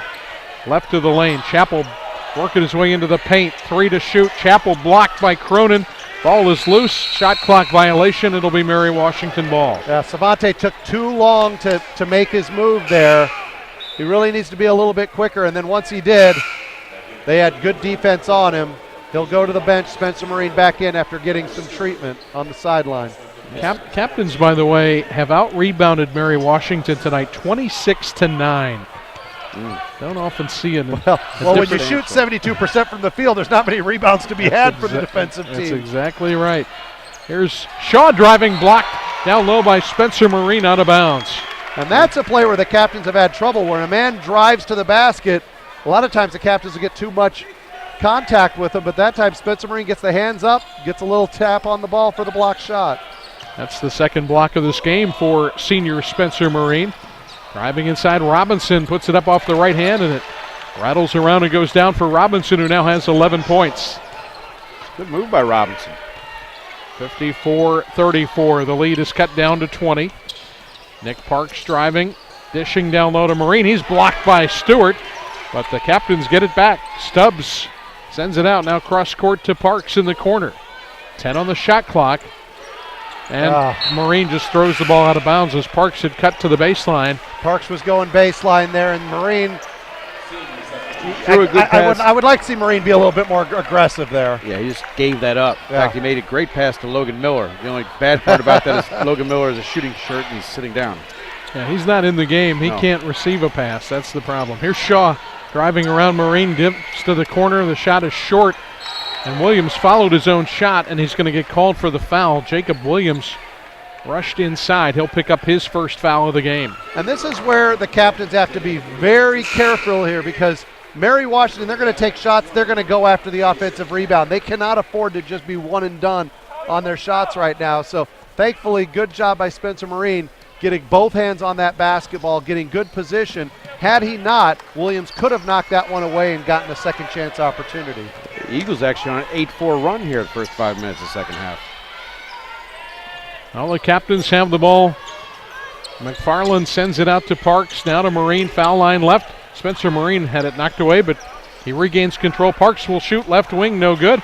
And Stewart has the Mary Washington rebound. Don't want to just settle for the three. That ball barely got inside the three-point line. Driving inside, Stewart rejected out of bounds by the Captains. Spencer Marine with block number 3. Marquis Stubbs coming back in now as Agner's going to come out, I believe. Yes, it is. Agner for Stubbs here. 14:25 to go. 20-point game. Mary Washington will inbound. Ball comes all the way out front to Robinson. Robinson driving on Guyman down low, and he lays it up. No good. Stubbs with a rebound. Another good defensive job by Brock Guyman to not foul on the drive. And it goes to Marine. Turns around, sends it out to Guyman. Guyman, left side pass. Stubbs, entry for Marine. Little running jump hook, no good. And on the rebound, a foul called against the Captains. Stubbs got a little too aggressive on the offensive rebound. I like the movement by Spencer Marine. He just needs to be a little bit more direct at the basket. Again, falling away from the basket on that one, going against a much smaller Corey Stewart. He's got to go to the basket, just go over the top of him. Yeah, I haven't seen Spencer make too many running hook shots, as you referred to, Francis, accurately. He's better just plant those feet and shoot that little baby hook. There's a three ball from Shaw, and he knocks it down from out front. Eric Shaw with 13 points. It makes it 54-37. And the Captains take a full timeout here. 13:52 to go. Captains lead again 17. Back in a moment on the Christopher Newport Pepsi Radio Network. When do you think about your teeth? Before your dental appointment, a big event, and you want that pretty smile for the cameras? Or when you have that job interview? Dr. John Dennison would like to give CNU fans some things to think about. Old fillings begin to break down after about 10 years, causing your teeth to fracture and often get larger cavities. Dr. Dennison can replace your old fillings with stronger, long-lasting materials. There is a link between gum disease and heart disease. Dr. Dennison can explain to you direct links found between the health of your teeth and gums to heart disease, diabetes, and other diseases. Do you know why it's important to replace missing teeth? Have you heard about the latest in cosmetic treatments? Call Dr. Dennison at 873-9000 to find out about these or other treatments. Dr. Dennison would like to help you keep your smile bright and healthy. Up until now, you may never have really given your teeth much thought. By taking care of your teeth, we can ensure that they are there for a lifetime. Call Dr. Dennison at 873-9000 for more information or to set up an appointment. Don't forget to mention you're a fellow Captains fan. Dr. Dennison, keeping your smile bright and healthy. Well, Mary Washington on an 11-4 run here as it's 54-37 now. Captains led by as many as 25, and the lead is now to 17. Yeah, still in good straits. I think, again, not to micromanage, if you went back to the beginning of this game and told CNU they'd have a 54-37 lead on inside 14 minutes, they'd be thrilled with that. But need to do something to turn the momentum around, like you said, combat this 11-4 run that Mary Washington's on. Cross midcourt, Tyler Femai gives it to Kutch Ellis. Ellis back in the game. Nick Parks, Brock Guyman's going to shoot a three from out front. Planks off the front of the iron. Captains had the rebound. Now it's taken away by Mary Washington. Two men had the rebound, and neither one of them could bring it in. I don't think the Captains wanted a 27-footer. Robinson sends it out. Shaw runs it down out front. Now Robinson off the screen, drives down low, and that was way too easy. A.J. Robinson takes it in for the layup. It's almost like the Captains are in foul trouble the way they're playing defense. They're allowing easy layups where they were contesting everything in the first half, and they only ended up with 16 fouls, and now they're allowing just too many easy shots. And now a 13-4 run with Madison on the bench the whole time for Mary Wash. There's Femai, left side, leans in, dribbles in the lane, gives it out to Guyman, 5 to shoot. Now Agner will shoot the three from the left wing, and that's good. Not the best shot, but boy, they needed that to break the ice. Big three from about the same spot that Guyman just missed, about 24 feet left wing. And the lead now back up to 18, and a steal by the Captains. Femai running out with it, and a foul is called. And with 12:34 to go, foul on the Eagles. Captains will inbound. Marcus Kahn, the head coach for Mary Washington, is hot as a firecracker after that last offensive set by the Captains. Tyler Femai breaking through a double team. The official said Mary Washington got a hand on the ball, allowing him to dribble once again, and he was hoping for a double dribble.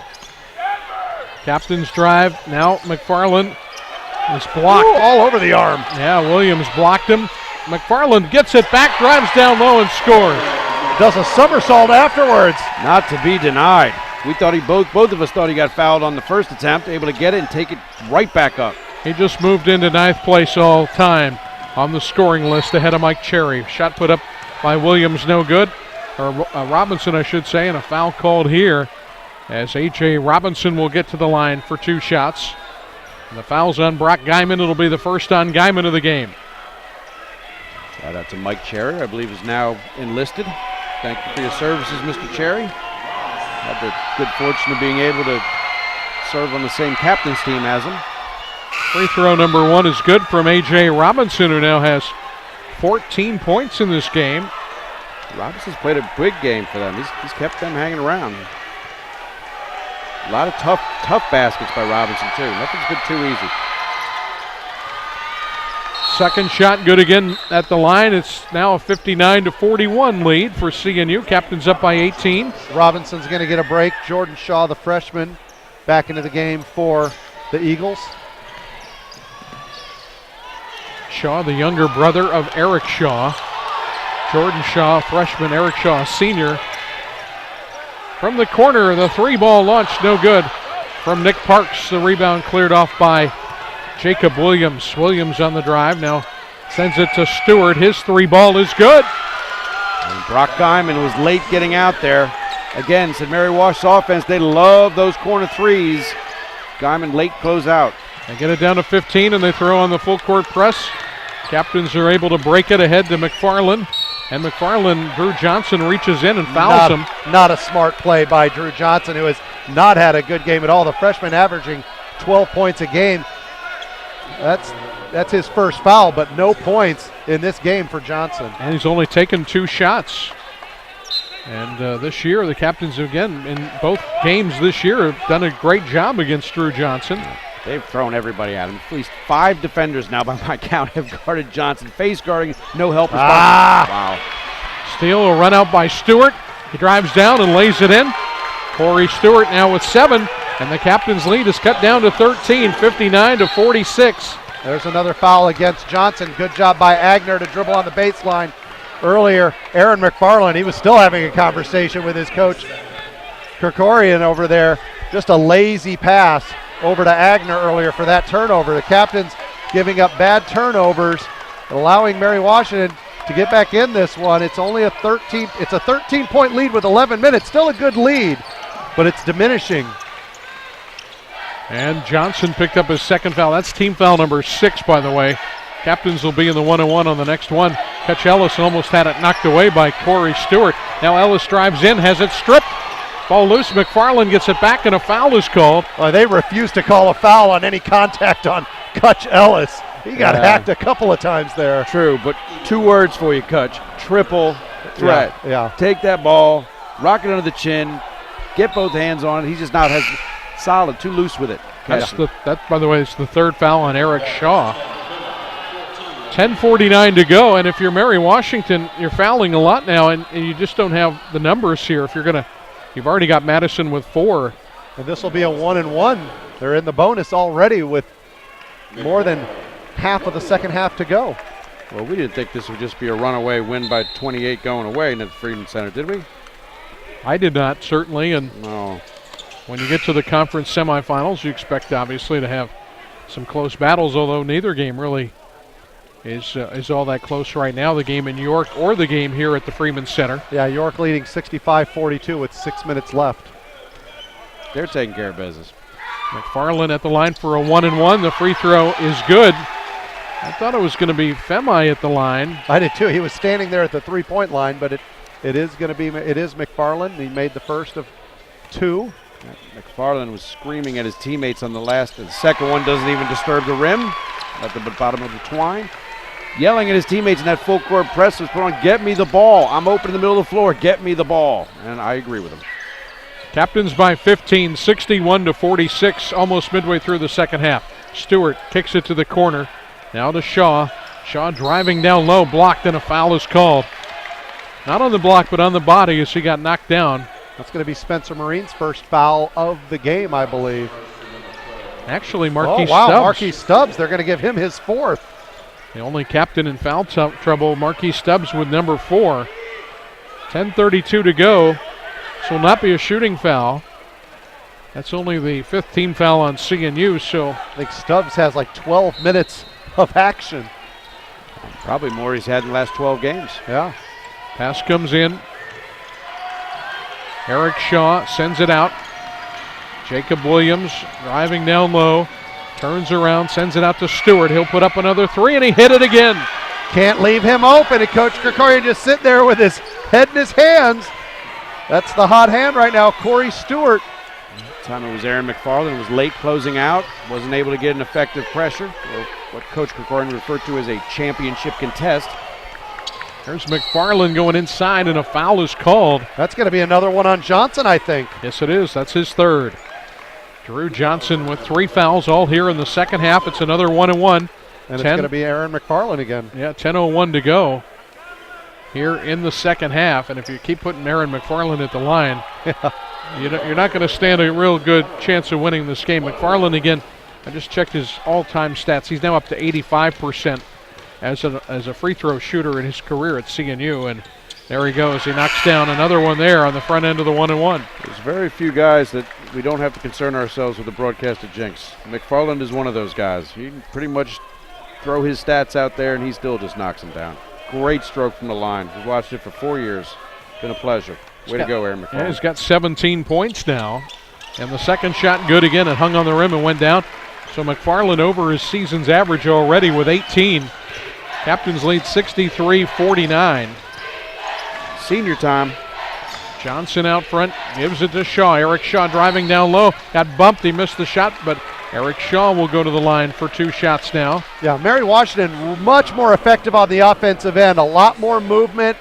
Good picks there that time. Just a little bit of a bump there against Cutch Ellis to where he gets behind Shaw, and Shaw took advantage.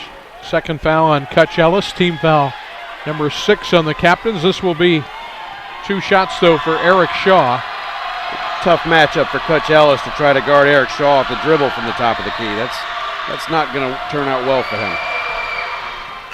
First shot is good from Eric Shaw, who now has 14 points. He's almost to his season's average. He averages about 16 a game for the Eagles. And Shaw, a very good foul shooter in his own right, 80% on the season. Second shot is up and good again. So it's back to a 12-point game, 63-51, 9:48 to go. A lot of time left. Captains trying to hang on here. They were up by 24 at halftime. They've led by as many as 25 in this game. Femi gets it into Agner. Now ahead to McFarland across midcourt on the run. McFarland driving on Stewart. Now he decides to bring it out. And it's tipped out of bounds. It'll still be CNU ball. CNU just holding on to the ball. They almost look uncertain of where they want to go with it right now, whereas Mary Washington being much more deliberate, and it's paying off. We saw it Saturday against York. They struggled against the full court pressure, and we're seeing it again here this evening. Really hasn't been a clean press break. Agner gives to Femi, left side. Femi drives down low, lays it up, hangs on the rim, comes off, no good. Cronin with a rebound for Mary Washington. Boy, Tyler Femi got an elbow to the head or something. Femi is up and trying to run it off here as the Eagles have the ball. 12-point game. Stewart, baseline 2-pointer is good. Boy, he is on fire, is Stewart. He had 20 against the Captains 8 days ago, and now 10-point lead. Yeah, it's become a priority to stop Stewart if you're Coach Krikorian and the Captains. 63-53. Stewart has 10 in the second half, 12 for the game now for the Eagles. McFarland out front. We're down under 9 minutes to go. Ellis gives to McFarland. Back to Cutch Ellis. Open look, 3-ball, right wing is short, and the rebound pulled in by Jacob Williams of Mary Washington. And Mary Washington is packing it in. They're saying you're gonna have to hit 3-pointers, and the Captains are abiding. Stewart again, he banked it off the glass. That's a 2-pointer. He had a foot on the line, and he banked it home. And Coach Krikorian would like a timeout. In single digits. 8-point game, 8:21 to go. Mary Washington on a run here at 63-55, and we'll be back in a moment on the Christopher Newport Pepsi Radio Network. At Whole Foods Market, we have sales. Lots of them. In fact, we put over 2,000 items on sale throughout our store every week. We mark them with yellow signs, so you know where to save. Do you know how many signs it takes to make all those discounts? Well, around 2,000. And we do it every week so you can save on some of the healthiest, best tasting, and high quality foods. So look for yellow the next time you're in Whole Foods Market. You'll be surprised at how much you could be saving.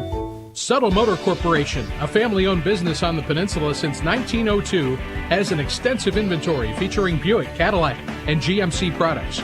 New and previously owned vehicles just for you. They've also got the largest body shop on the peninsula. Suttle's certified GM service department provides an extensive range of service and repair to get you back on the road in no time. And they service all makes and models. Subtle Motors, conveniently located at the corner of Jefferson Avenue and Bland Boulevard in Newport News. And on the web at SuttleMotors.com. That's SuttleMotors.com for Subtle Motors. Well, Mary Washington has cut the lead down to 8. It's 63-55, 8:21 to go. A lot of time left here at the Freeman Center tonight. The Captains built up the big lead, but this Eagles team, they regrouped at halftime. They've come out and played well here in the second half. Yeah, Coop noted that right away when they came out of halftime, had a different look, brought a lot of energy, and if you're on the Christopher Newport side, this is where you calm everybody down. They had their run. You make sure that's just what this is. It's a run. It's a game of runs. Rally the troops, put together a plan to attack this full court pressure and make them pay with layups, which is what the Captains have not done the last 6 minutes of this ball game. Well, the Captains inbound the ball, leading by 8 with 8:15 to go now as Femi comes across midcourt. Right side goes to Jason Agner. Spencer Marine back in. He's out front. Marine hands it off to McFarland out front. 8 to shoot. McFarland going through the lane. Nice reversal. He missed the shot, got knocked down. There was a foul called, and it will be a shooting foul for McFarland as Cronin hit him, and that's going to be number 2 on Johnny Cronin. Slightly belated call, but I think the right one. It was very late. I mean, I was waiting to see who was going to get the rebound, and then finally the whistle blew. McFarland took a shot on that one. How many times have we seen Aaron McFarland go down after a drive like that, go down hard on the end line? It's a lot. Yeah, time and time again, the senior, and here he goes to the line, and amazing how he recovers so quickly. You know, he steps right up to the line and calmly sinks the free throw. It's good to see him healthy. I talked to him earlier today. He's got 2 good eyes, 2 good ankles. He's played very well today, both on both ends of the floor. Good defensive effort.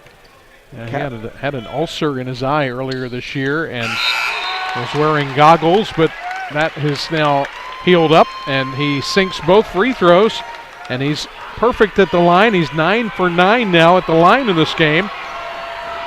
And he's got 20 points. Captains lead by 10, 65-55. Shot from the left side, banked in by Jacob Williams. And that's a 2-pointer, and Williams now has 11 points. I don't think he was covered by anybody. I think that was just a defensive mix-up by CNU with new men in the game. I think Marquis Stubbs might have been covering him and didn't do it. I don't think it was in the game plan to leave him open from 8 feet, that's for sure.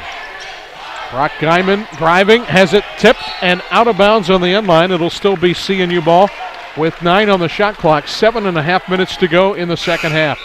And again, we see McFarland coming in. Stubbs goes out, playing with 4 personal fouls. Nate Roberts is in the game right now in the middle as Spencer Marine is checked out. Guyman sends it in. McFarland with the open 3. Left side, he hits it. Wow. Guess who? Right off the bench. Guess who? Captains by 11, 7:22 to go. Shaw driving down, had it poked away, out of bounds. Just lost it. He just lost it going up. He cupped it, put it in like a running back, and it popped off. Nate didn't get a hand on that? No, he was too far away from it. That was going to be an easy layup. Nate got behind him. Well, I was trying, Nate. Yeah. I was trying for you, big fella. Coop had the better vantage point. I actually thought Nate may have gotten a hand on that, but it almost would have had to been a foul because he would have had to go across his body to get to it. Captains break the press here, and now they hold it up.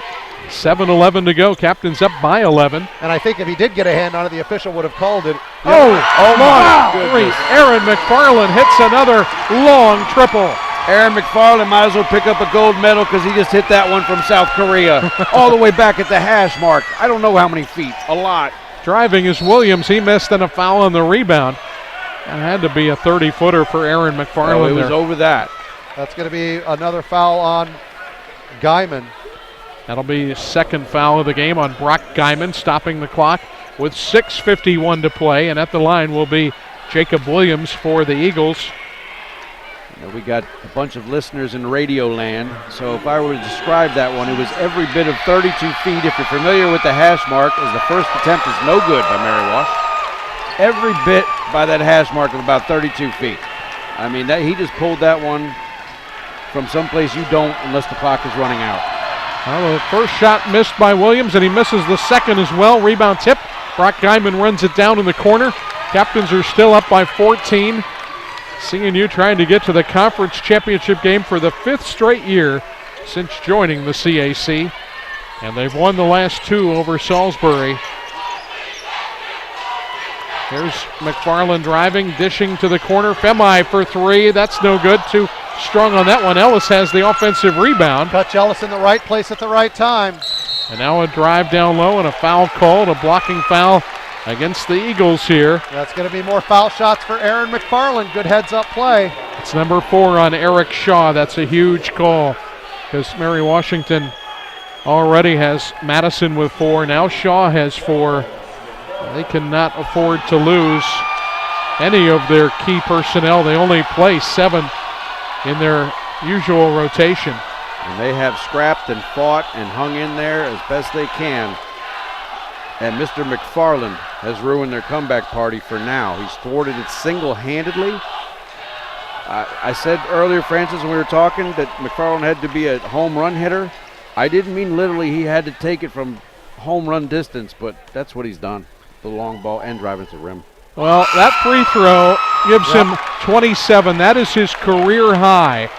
Aaron McFarland has hit 27 a couple of times before, but now he's shooting for a new career high here. So he's probably done it, 4 or 5 times? He's done it at least 3 times. He's done it once this year, Aaron McFarland. Early on in the year, had 27. McFarland ready, second shot up, and good. He's got 28.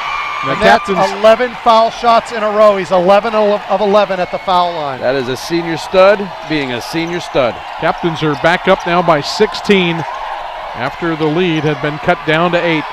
Stewart, long 3. This one is offline. Rebound, McFarland. Captains have the momentum back ahead on the break to Stubbs, who lays it in. Oh, that's nice. 6 points for Marquis Stubbs, who comes off the bench, steps up, next man up, and has had a great game. And now McFarland's dropping dimes. Great look. Out front, Robinson tries to answer. He misses. Rebound to Parks. And the Captains have it. 5:47 to go. Yeah, the full court pressure has just taken the legs out of Mary Washington, and they're trying to get back in it with threes, and they're just not happening because they just don't have the legs for them. Here's Femi drifting to his right. Goes down again, gives to Parks his 3. Too strong. Rebound. Stubbs had it as it wrestled away, and they're going to call a jump ball. CNU ball. On the possession arrow, will stay with the Captains. Good job by Marquis Stubbs. Good strong hands there against Eric Shaw to get the jump ball. Tyler Femi crashing to the floor. I'll tell you what, Femi spends more time on the floor than the paint, doesn't he? He does. Shoot. He's on the floor a lot. He's a scrapper. Femi will inbound here for CNU. Captains up by 18. 5:29 still to go. Checking the scoreboard. York pulling away. And they have won it 75-59. York will be in the championship game, hoping for a Mary Washington comeback here so they can stay at home. But if the Captains hold on, it'll be right here on Saturday. McFarland in the corner sends it out to Nick Parks. And we welcome all of you joining us who've been at that York game perhaps tonight and have been watching that one as the Captains here led by 24 at halftime. They've had the lead cut down to 8 in the second half, but they've responded. McFarland tries another 3, no good. Stewart with a rebound. Captains are leading right now by 18 with 5 minutes to go. Here's Shaw with 4 fouls. Driving, he tried to dunk it. It went off the back of the rim and came out, but a foul is called, and Shaw went down hard. And he is apparently all right as he was fouled by Marquis Stubbs, and that'll do it for Stubbs as he will foul out with 5 minutes exactly to play. He got all of his minutes today. Marquis Stubbs, a great job. Coach Krikorian gives his freshman a round of applause as he heads to the bench, and his teammates giving him 5. Great job by Marquis Stubbs in this game. You are, yeah, that's absolutely. a strong 5 fouls and performance there by the freshman. A lot of good things there. And Nate Roberts is checking out also. Give the coaching staff credit for going with Nate Roberts as the first free throw by Shaw goes down. It's good. They put Nate Roberts in this game when it was an 8-point game to Yeah. anchor underneath. And that is showing the confidence and faith in a guy that's just gotten better and better throughout his 3 years at Christopher Newport, as we have a little discussion going on off the court. Not quite sure, maybe some blood maybe from Shaw. Probably cut his wrist on the rim with that last dunk attempt. Yeah, he may have. Shaw made the free throw, and Eric Shaw now has 16 points. They're going to come out and take care of that on the court. 5 minutes to go. Captains leading by 17. And CNU again trying to get to the conference championship game for the 5th straight year. When CNU joined the CAC in the first year, they played Mary Washington in the championship game in Fredericksburg and lost to the Eagles, yes. And in the second year, they went to Salisbury and they were beaten by the Seagulls. And of course, Salisbury has come here for the championship game the last 2 years, and the Captains have won both of those games. They're taking care of the spots on the hardwood right now. We have sanitizing of the floor, sanitizing of the basketball. Yeah, a little bit of a break here at the Freeman Center as they take care of business out there. By the way, we'll remind you the CNU women will be playing in the women's title game on Saturday. They'll be at Marymount Saturday afternoon. So it was all, as they say, all chalk on the women's side, 1 versus 2. And if the Captains can hang on to this lead, it would be all chalk on the men's side too, 1 versus 2. I am surprised by that. I really thought there would at least be one upset getting to the championship game, but all chalk. I mean, it's been a very deep conference from top to bottom. I mean, when you talk about a team like Marymount, who had beaten this Captains team twice this year, doesn't even get into the top 6. That shows you how good the CAC has been this year. Yeah, you're right. And I don't mean to come up with a yogiism, if you will, partner, but I think the real upset is that there was not an upset, because we certainly expected something crazy to happen, and you're right, it didn't. And Eric Shaw, he did have a cut on his right thumb, and he got to the foul line. The official looked at it and said, that's not quite enough to kind of keep that one from opening up again. So they send him back to the bench, and both teams out on the floor just huddling up. And this could really do nothing but help Mary Washington. I mean, they were gassed. Yeah, let's not forget they just played in the quarterfinals Tuesday night, of course, and won a high-scoring game over Frostburg State, 82-78. Captains, of course, got the bye on Tuesday, did not have to play in the quarterfinal round. Well, now we're ready to resume play. Eric Shaw will have one more free throw. He can cut the lead down to 16 with 5 minutes to play. Second shot is up and good. That's inflappable there. Go off to the side, get your wound taken care of, clean out the blood, and come out and still hit the free throw. 75-59. Shaw, by the way, with 17 points. McFarland ahead to Agner. Now to Femi across midcourt. Captains getting set and really in no hurry with a 16-point lead. That's it. More passes you make, better chance you're going to get a backdoor cut or an opening. And as Parks drives in, Stewart fouled him. Corey Stewart is going to pick up his third. Boy, and I think Parks got hit on the head going into the basket after the foul happened. I think the foul was actually on the floor, which doesn't matter because it's 2 shots either way, but Parks got wrecked. Yeah. Went down hard. Well played, sir. That's the 10th team foul. It will be 2 shots, but Nick Parks is still kind of shaking that off as he did get knocked down pretty hard. And he got popped in the nose. Nick Parks he had a big first half, had 3 3-pointers in the first half, has not scored here in the second half. Nick came into this game averaging 5 points per game. Free throw is up and good. And that's point number 10. Yeah, so he joins McFarland as the only 2 captains in double figures. Spencer Marine had 8 in the first half. He hasn't scored in the second half. No, they definitely, that was part of the adjustments that Mary Washington, credit them for making. They took away the inside game. Second shot good by Parks, who's got 11. Captains lead 77-59. They were in such a deep hole, it was just a big task. Madison driving on Roberts. Roberts knocked him down, and Madison will get to the line for 2 shots. He's playing with 4 fouls, and Roberts just picked up his first foul of the game. And that's just inexperience on Roberts' part. He had good position there, but as Madison went up for the shot, Roberts takes a swipe at it, and that's exactly why they made the call. 4:34 to go. Madison at the line. Free throw is up and good. First point of the game for Mark Madison. And that's a big stat because he averages 9 points per game for the Eagles this year. First point for him and 0 points for Drew Johnson still in this game. And only 2 for Cronin, who averages 10 a game. Second shot good by Madison. That makes it 77-61.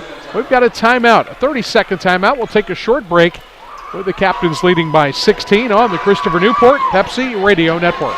At the Colony Group, they're committed to serving all of your insurance needs and live by their motto, Colony Cares. The Colony Group has 3 locations on Warwick Boulevard in Newport News, McClaw Circle in Williamsburg, and in Carrollton in Isle of Wight County. Priding themselves on extraordinary customer care, they are truly insurance counselors, not just insurance quoters. Call the Colony Group today at 874-8374 or visit their website, colonycares.com. You can also find them on Facebook and Twitter. Personal, business, health insurance, and financial services, they do it all. Call the Colony Group today at 874-8374 or go to colonycares.com. Serving our community for more than 60 years. The Colony Group. Colony Cares.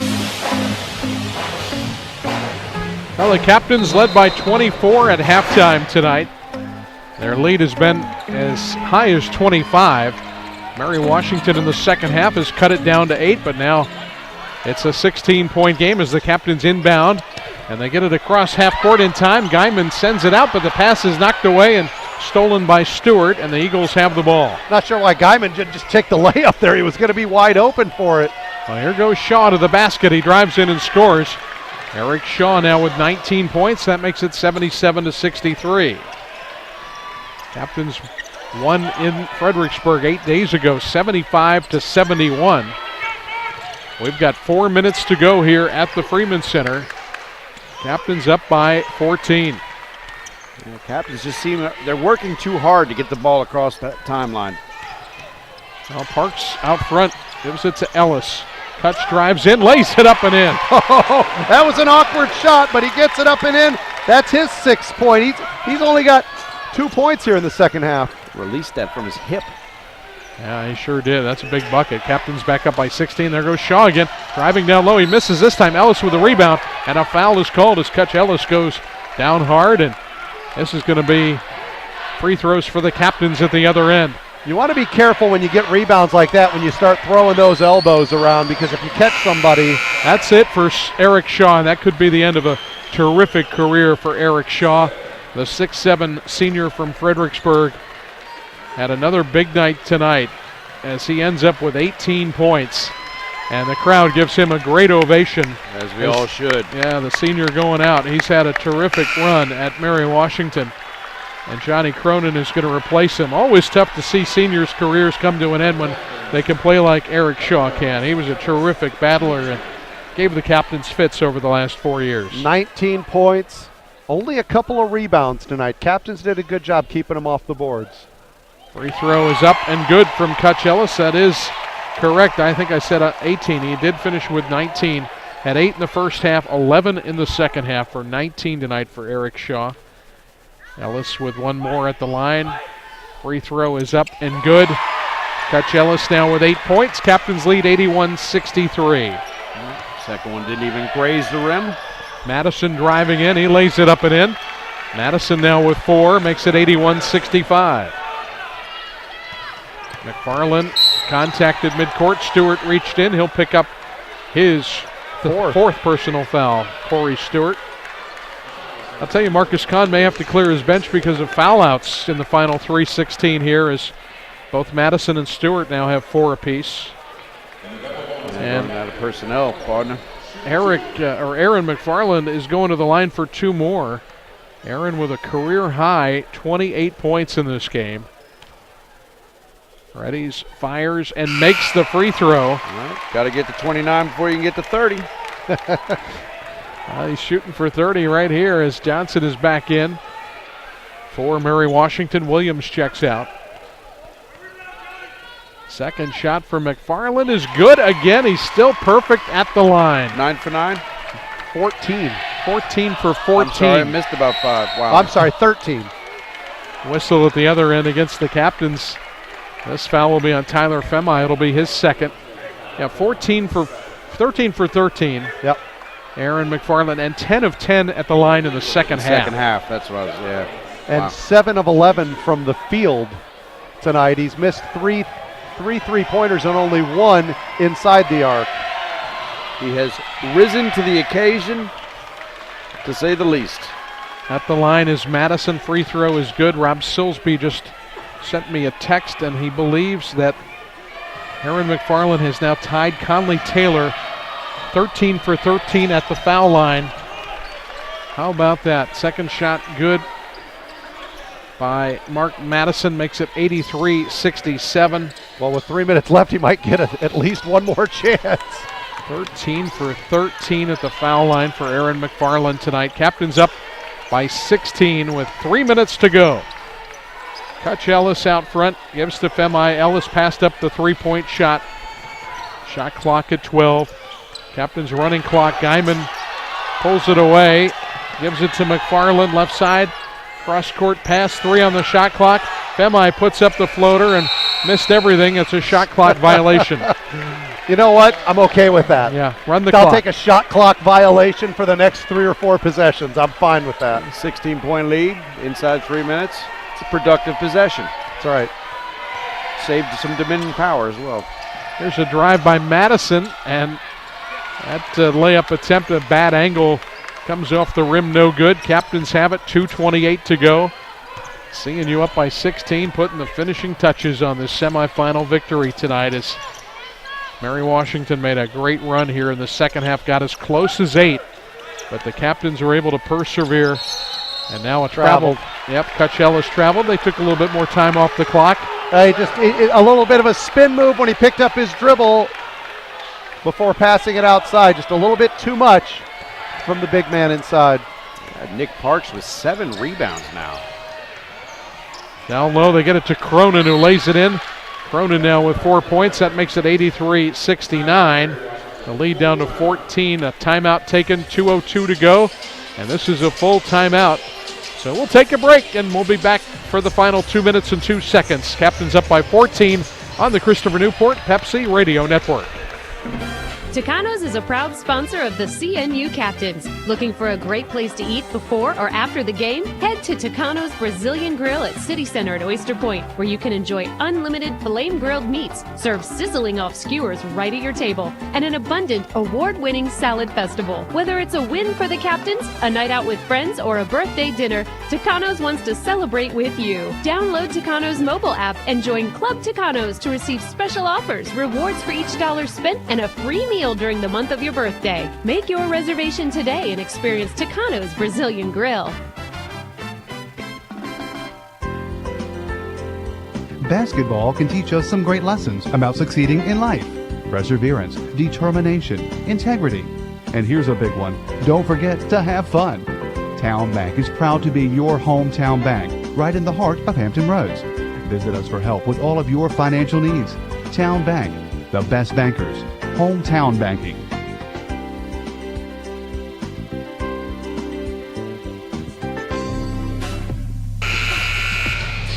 Aaron McFarland has had a remarkable night, 13 for 13 at the foul line, and he has a new career high in this game. As Aaron McFarland, previous career high was 27, he now has 30. Instant offense, consistent offense, nothing but offense. Captains are up by 14, 2 minutes to go. And McFarland fakes from the left wing. Now he drives in and lays it in, and he got fouled. And one. Aaron McFarland with 32 points, going to the line for one more. That's 4 fouls for Drew Johnson, so you've already got Eric Shaw fouled out. Johnson with 4, Madison with 4, Stewart with 4. And McFarland with 32, looking for 33 here at the line. Free throw is up, and it is good. He gets the bounce. McFarland now 14 for 14. That's a new record for percentage in CNU men's basketball history. Driving shot put up around the rim and out. Robinson missed it. Madison gets the rebound.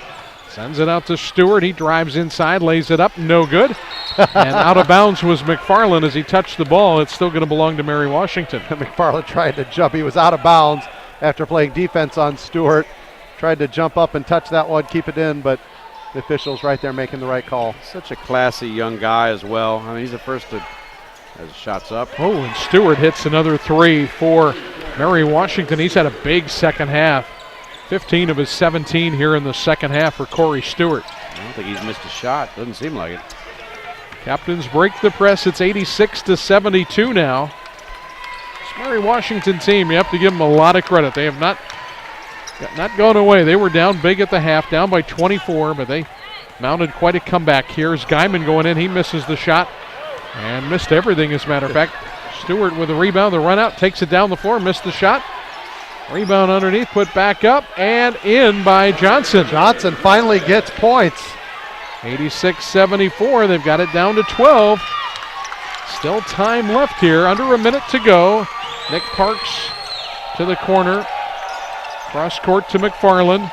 Smart basketball. Just running clock now, up by 12. That last trip to the hoop for Brock Guyman, you see him look at his hands like they betrayed him after he fumbled it out of bounds. Tyler Withers in the game for Mary Washington, driving down low as McFarland. He's going to go to the line again for 2 more. Aaron, stay on your feet. Yeah, the Captains might need you on Saturday. 30 seconds left. That's what we need is an elbow injury at the end of the game. No, we do not. No, thank you. Well, there's number 5 as the foul is called on Drew Johnson. He will leave with 30.8 seconds to go. He leaves with 2 points tonight for the Eagles. And into the game, I mentioned Tyler Withers has checked in for Mary Washington. They've also got another new player in the game now. McFarland at the line. Free throw is good. And how about, you talked about Mary Washington not going away, Francis. Right now they're down by 13. You got to remember, they only scored 26 points in that first half. They've got 48 points here in the second half. McFarland's second shot good again. Money in the bank. Aaron McFarland perfect at the line tonight, and he will leave the game, and he'll get a big ovation from the crowd here at the Freeman Center. Aaron McFarland with a career high and the best percentage night at the line ever in CNU basketball history. Captains have the ball now. Agner with a rebound off a missed shot, and a foul called as Kutch Ellis comes down the floor with 16 seconds left. Corey Stewart's 5th foul as well, so 3 players foul out for Mary Washington. He leaves with 16.1 seconds to go. And the Captains on the year from the foul line, 65.6%. I think you'd probably categorize that as average, maybe a little bit above average for a college basketball team. You want 75% is the benchmark. That's where you want. But yeah, anything around 65, 70. Yeah, average tonight, 23 of 26 for 89%. Slightly above average. Yeah, just amazing. Ellis at the line. Free throw is good. Kutch Ellis now 3 for 3 at the line. He's got 9 points, so he's trying to get into double figures here. And Kutch has 7 rebounds. He's going to come up a bit short of a double-double, which would have been his 3rd straight, but he does get into double figures in scoring. There's point number 10. Captains with a season high 90 points, 90-74. Madison for 3, missed it. 10 seconds left. There's 8 rebounds. Yeah, there's Ellis with a rebound. And that should be it. Femi across midcourt, and the time will run out. And for the 5th straight year, CNU is going to be in the Capital Athletic Conference Championship game. And the Captains are looking to three-peat on Saturday. As they try to make it 3 in a row, they're going to play York. The Spartans will be here for the 2nd time this week. They were here last Saturday. The Captains won it 81-71, and they'll be back here this Saturday for a 2 o'clock start. Well, they lost on the road to York. They won a pretty good game here at home, and that's why you play till the end in the regular season to get that number 1 seed to play at home to try to get that 3rd straight championship. This is just sitting around and like waiting for Christmas to open presents, waiting for Saturday's game. I can't wait for this thing, and I highly suggest to anybody listening out there, book you Saturday afternoon. Get here to the Freeman Center at 2 o'clock as part 3, the showdown for the championship that is the Capital Athletic Conference. Captains were outscored tonight in the second half 48-40 by Mary Washington. but they win it. 90-74 is your final score. CNU wins as the Captains are now 21-5. They've won 5 in a row and 10 of their last 11 as they head to the championship game against York on Saturday afternoon. It should be a big, big day and not much time to get ready for it, as CNU will have to regroup here and get ready tomorrow, have one practice, and then get right back out there on Saturday against a very good York team that'll be looking for some revenge after losing last Saturday to the Captains. So a lot to talk about on our post-game show. We'll get it underway for you in just a moment, but right now we remind you again our final score tonight. Captains win it over Mary Washington 90-74. Back after this timeout on the Christopher Newport Pepsi Radio Network. Before or after any CNU game, Smoke Barbecue Restaurant and Bar is where Captains fans go for an award-winning meal. Just minutes from campus on Warwick Boulevard, Smoke is the spot for a pre-game meal or a post-game celebration. A great place to gather with family and friends. Smoke has the best barbecue, ribs, and brisket in town, and they have a private room that would be perfect for your next special occasion, plus they can cater your next big event. Smoke Barbecue Restaurant and Bar, Warwick Boulevard in Newport News, just minutes from the CNU campus. Beautiful rooms, great views, and all the convenience of a full-service hotel. Come to the Crown Plaza Hampton Marina Hotel on Settlers Landing Road in Hampton. They have over 10,000 square feet of flexible meeting rooms and conference space. Enjoy a delicious meal at the Regatta Grill or meet your friends for a drink at Latitude 37. It's all at the Crown Plaza Hampton Marina Hotel on Settlers Landing Road. Call 757-727-9700 for reservations or visit their website at hamptonmarinahotel.com. The Captains rock and we roll with them. CNU sports medicine physicians, Doctors J.R. Barley and Scott Kling, are the Captain's choice for everything orthopedic. Have a great season. We're with you every step of the way. And if you need Riverside Sports Medicine, we have convenient same-day and Saturday appointments. Text SportsMed to 78234. That's SportsMed to 78234. Riverside Sports Medicine, the Captain's choice for everything orthopedic. Rick and Libby's, your neighborhood restaurant, is a proud sponsor of Christopher Newport Athletics.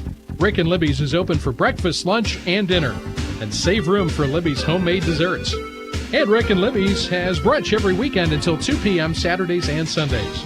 Located in the Warwick Village shops between CNU and Hilton Village. Rick and Libby's is open Sunday through Thursday from 8 a.m. to 9 p.m. and open Friday and Saturday from 8 a.m. to 10 p.m.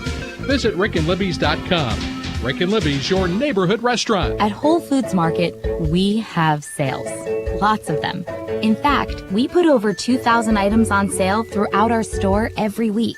We mark them with yellow signs, so you know where to save. Do you know how many signs it takes to make all those discounts? Well, around 2,000. And we do it every week so you can save on some of the healthiest, best tasting, and high quality foods. So look for yellow the next time you're in Whole Foods Market. You'll be surprised at how much you could be saving. Kersey Seeley Clark & Associates specializes in employee benefit packages. Put Kersey Seeley Clark & Associates to work for you and take control of your employee benefit plan. Representing most major health insurance carriers, Kersey Seeley Clark & Associates also represent more than 50 life insurance carriers. Health and hospitalization, short or long-term disability, life insurance, retirement plans, dental coverage. Kersey Seeley Clark & Associates handles it all. Call 595-7171. Now located in Oyster Point, Kersey Seeley Clark & Associates ensures CNU athletics. Your flagship station for CNU Sports, WXGM FM Gloucester.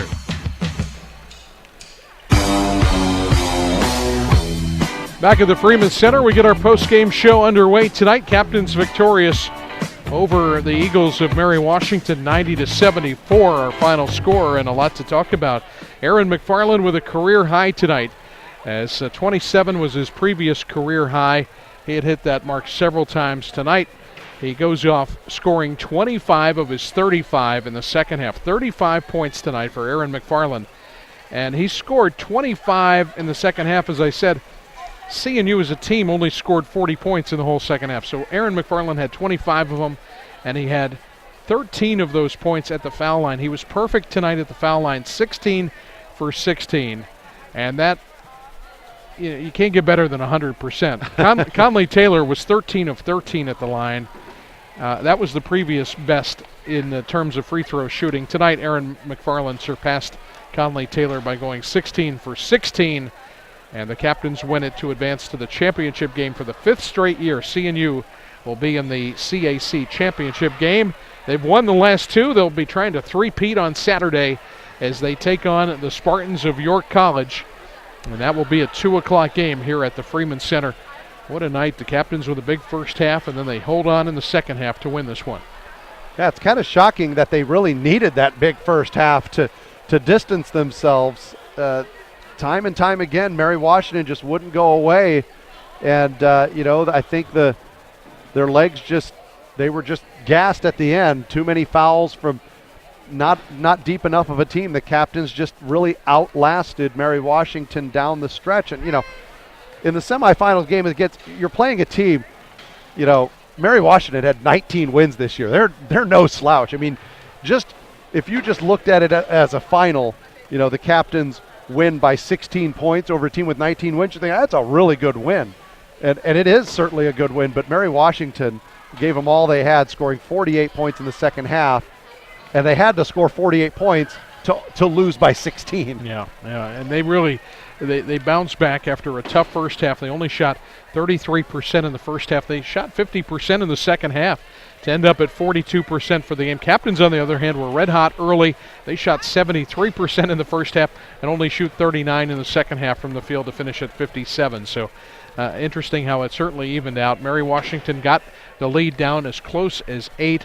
Captains at one point led this game by 25. That was CNU's largest lead, and Mary Washington never led in this game, Brian. The Captains led it from start to finish as CNU goes to the championship game against York. York will be returning.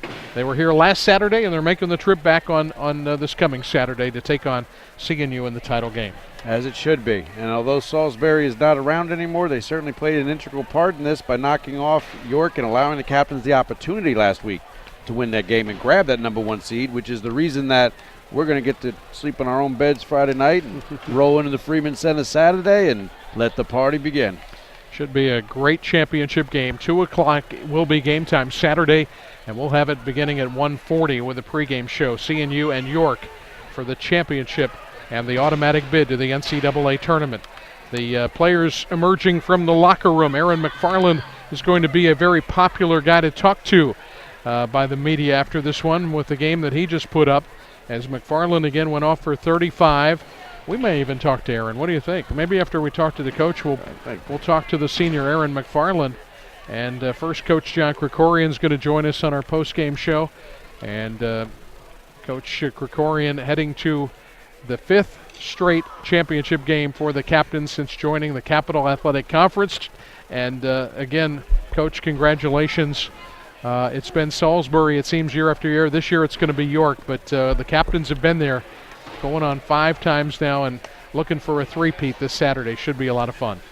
It should be. I mean, if last Saturday was any indication, it is going to be quite a contest. Before we look ahead at that, let's talk about tonight's game, because your team got off to such a great start. What a first half. You put up 50 in the first half, and you shoot 73%. It absolutely was just a remarkable performance. It really was, and you guys watch enough basketball, like when the ball starts going in and things are going your way, I mean, it's just sometimes we haven't had that very often quite like that. I don't know if I've seen a half like that in a long, long time, and from our team. It was fun. I'm not going to lie to you. It was a lot of fun. The unfun part was knowing that there was virtually no chance we were going to be able to do that again in the second half, and that they were going to, play like a caged animal, a very good team, and just attack us. And, we withstood it. We did. It wasn't pretty, but we were able to withstand that fight. And a lot of credit to Mary Washington. They gave us all they had in the second half and competed and fought, and our guys did what they needed to do. We talked about it on the pregame show, how much talent this team has, and when Eric Shaw fouled out, you had to think about him as his career comes to an end, and what a tough player he was to defend, and what a great job he did. And Aaron McFarland, of course, a senior as well, and they just are coming to the end of just amazing careers. Yeah, Eric is a great player, fierce competitor. It's been great to compete against him over the years, and won't miss him. Well, let's talk then about Aaron, because what he did tonight was record-setting, 35 points, a career high. He sets a new school record for you can't get better than 100%. I said it before. Conley Taylor was 13 for 13 at the line in the game.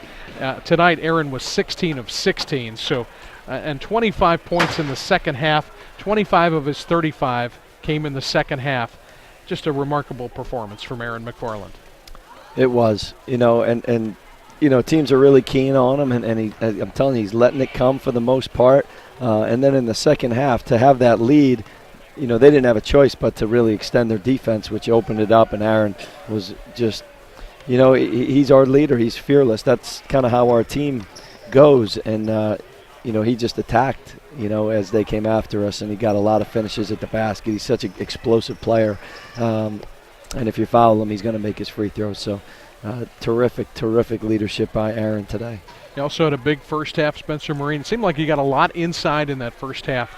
Marine and Chappell inside. They kind of took that away a little bit in the second half, but he still found a way with Aaron shooting threes and going to the foul line, getting to the line. We felt like if we could establish an inside game, that would be important, and it was huge. We would have liked to do more of that in the second half, but they just came after us so much that we had to get more ball handlers on the floor. But like Savante Chappell, you can't get more efficient than that. So to be able to throw it inside and kind of soften them up, I think that was really important for us. Have to talk about Marquise Stubbs and what he gave you tonight, too. Without Luther Gibbs, you knew somebody was going to have to pick it up. And you look at what Marquise Stubbs did and also what Nick Parks did. They both did some really good things for you. We said it wasn't going to be one guy, right? Yeah. Thought Brock Guyman had a good floor game. Marquise was terrific. He can move his feet. He does a good job. He brings it every day in practice. And I'm really happy for him to have that kind of day. And then Nick, we know what Nick's capable of. Probably played him a few too many minutes. That's probably why his shots were a little short in the second half. But it's hard not to have him out there. He's so smart.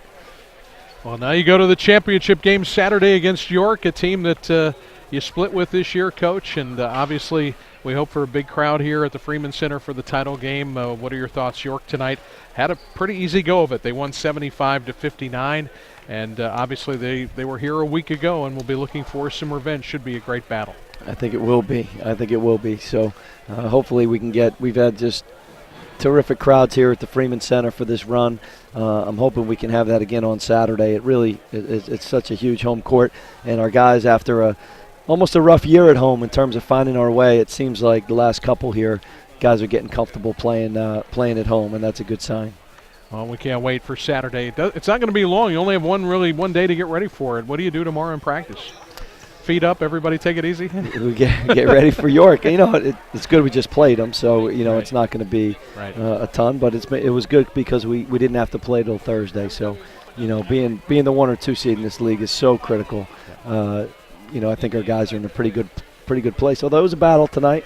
So, yeah, some of the guys will need some rest, but I like our depth. I like some guys that didn't even play tonight to help us on Saturday. Yep, should be interesting, Coach. Congratulations again. Some other folks to talk to here, and we'll let you go. We'll talk to you Saturday before the game. 5th straight championship game for the captains, and it should be fun here Saturday. Thanks, Francis. Looking forward to it. Coach Krikorian, our guest is always on the post-game show. We'll take a break. We'll come back, and we'll talk more about our game. Try to get Aaron McFarland to join us here on the air when we come back after this timeout.